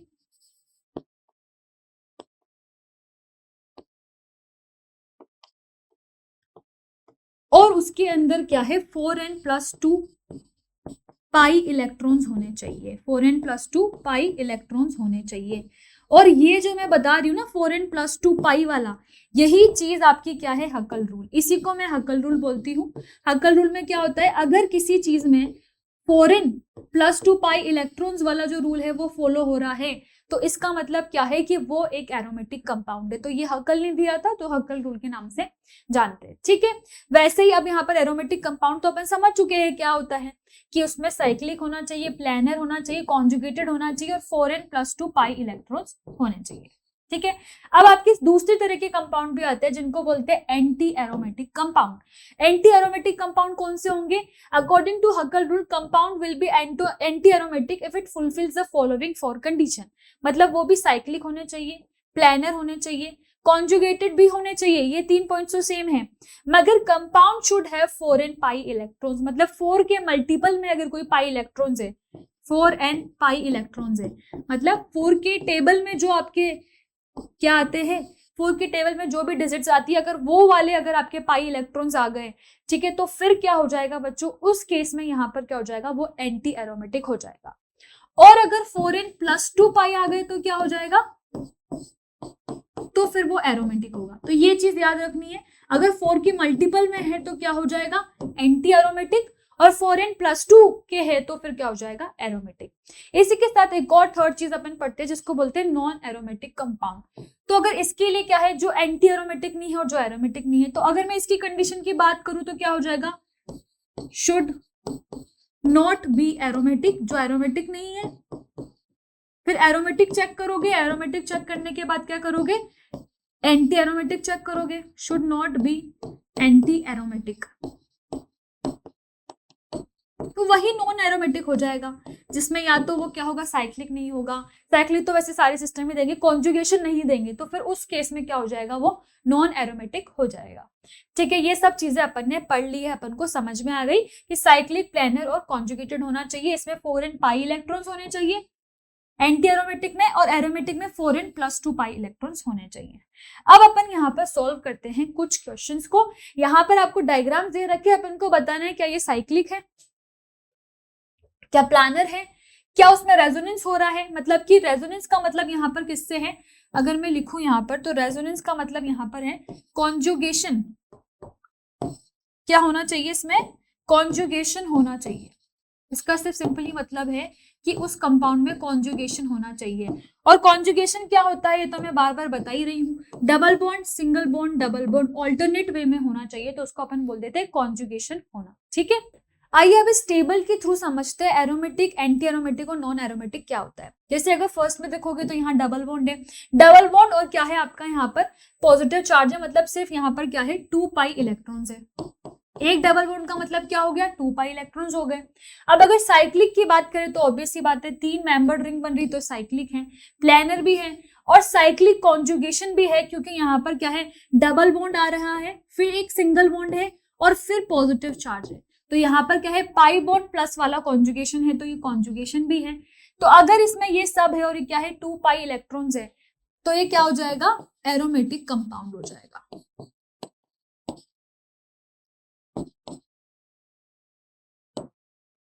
ठीक है, अब यहाँ पर बात करते हैं सेकंड की। सेकंड पर नेगेटिव चार्ज है और क्या है आपका एक पाई बॉन्ड है, मतलब यहाँ पर एक पाई बॉन्ड ये है और एक इसके इलेक्ट्रॉन्स भी काउंट करेंगे नेगेटिव चार्ज के, तो टोटल कितने हो गए 4 पाई इलेक्ट्रॉन्स हो गए। क्योंकि कॉन्जुगेशन में तो है वो, कॉन्जुगेशन में कैसे होगा, डबल बॉन्ड फिर सिंगल बॉन्ड और फिर नेगेटिव चार्ज, तो पाई नेगेटिव कॉन्जुगेशन होगा।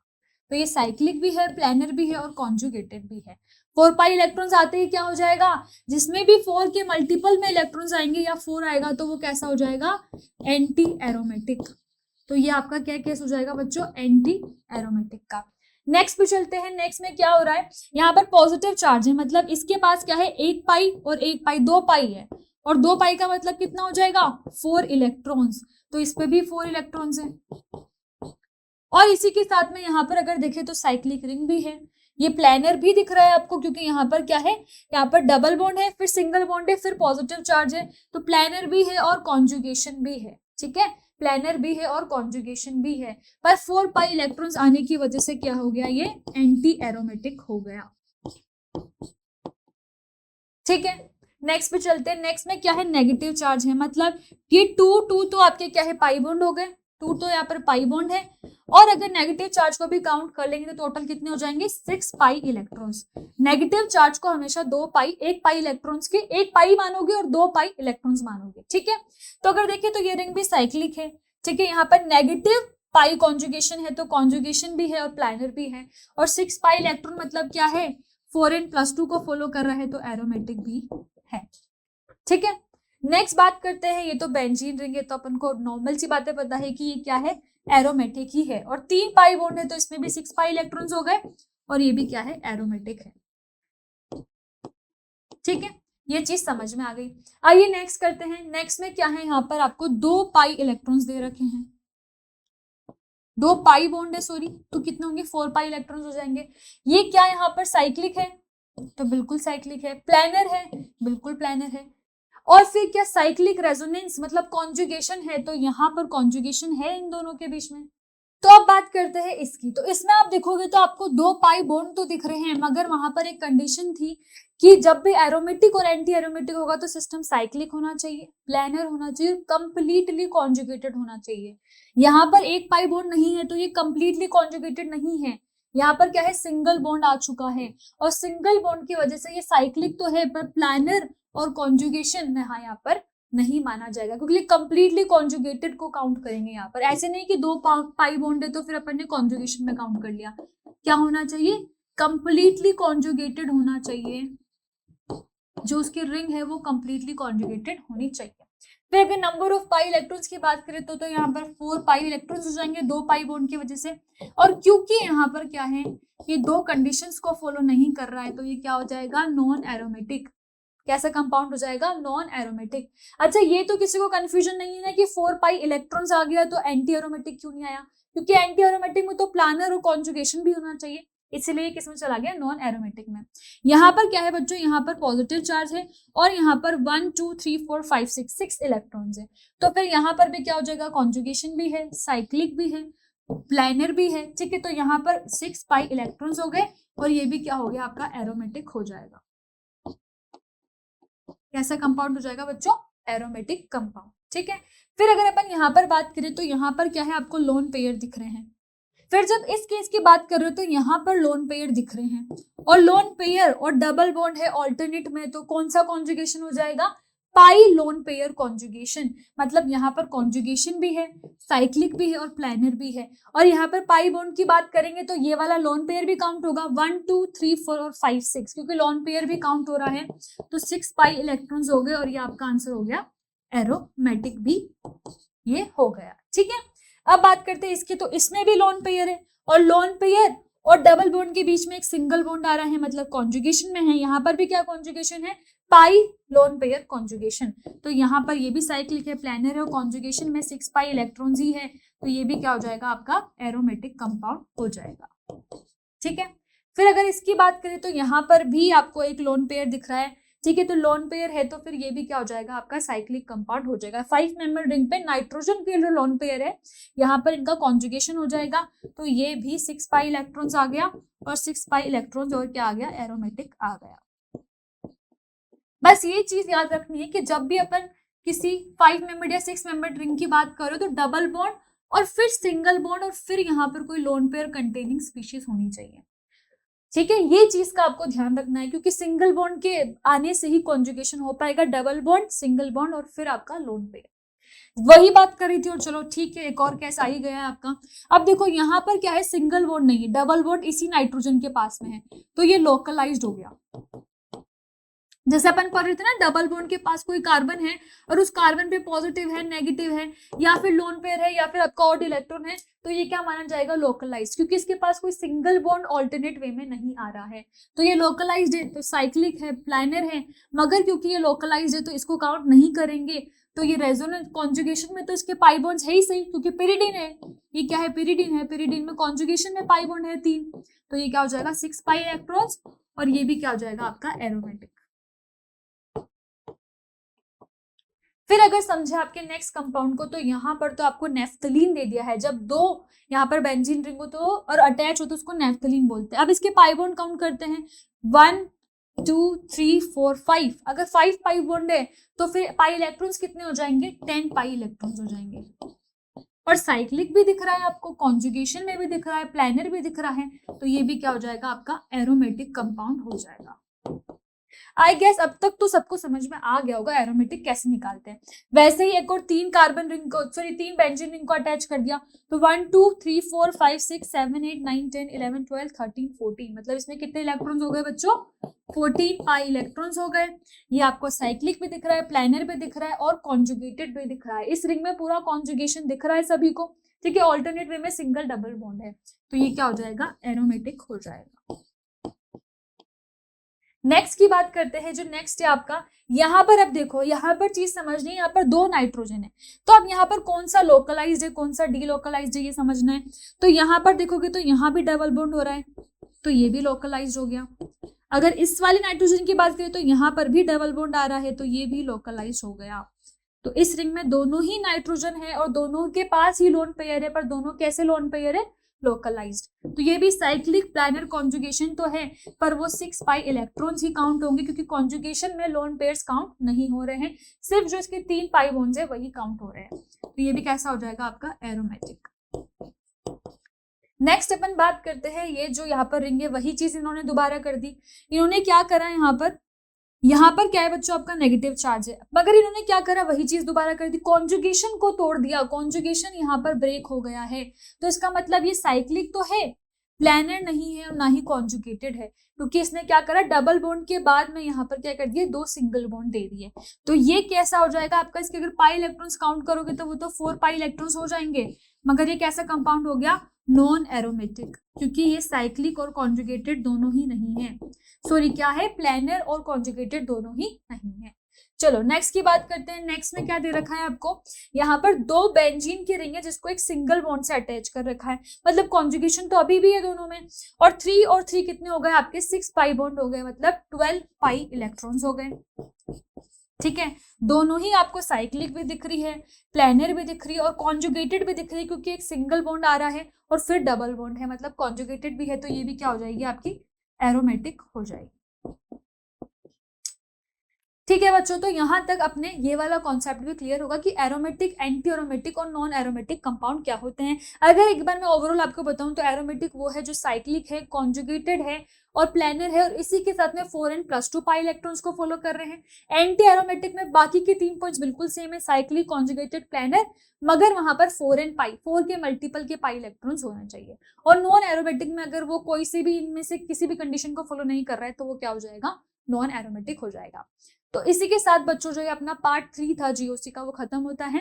ठीक है, थैंक यू सो मच।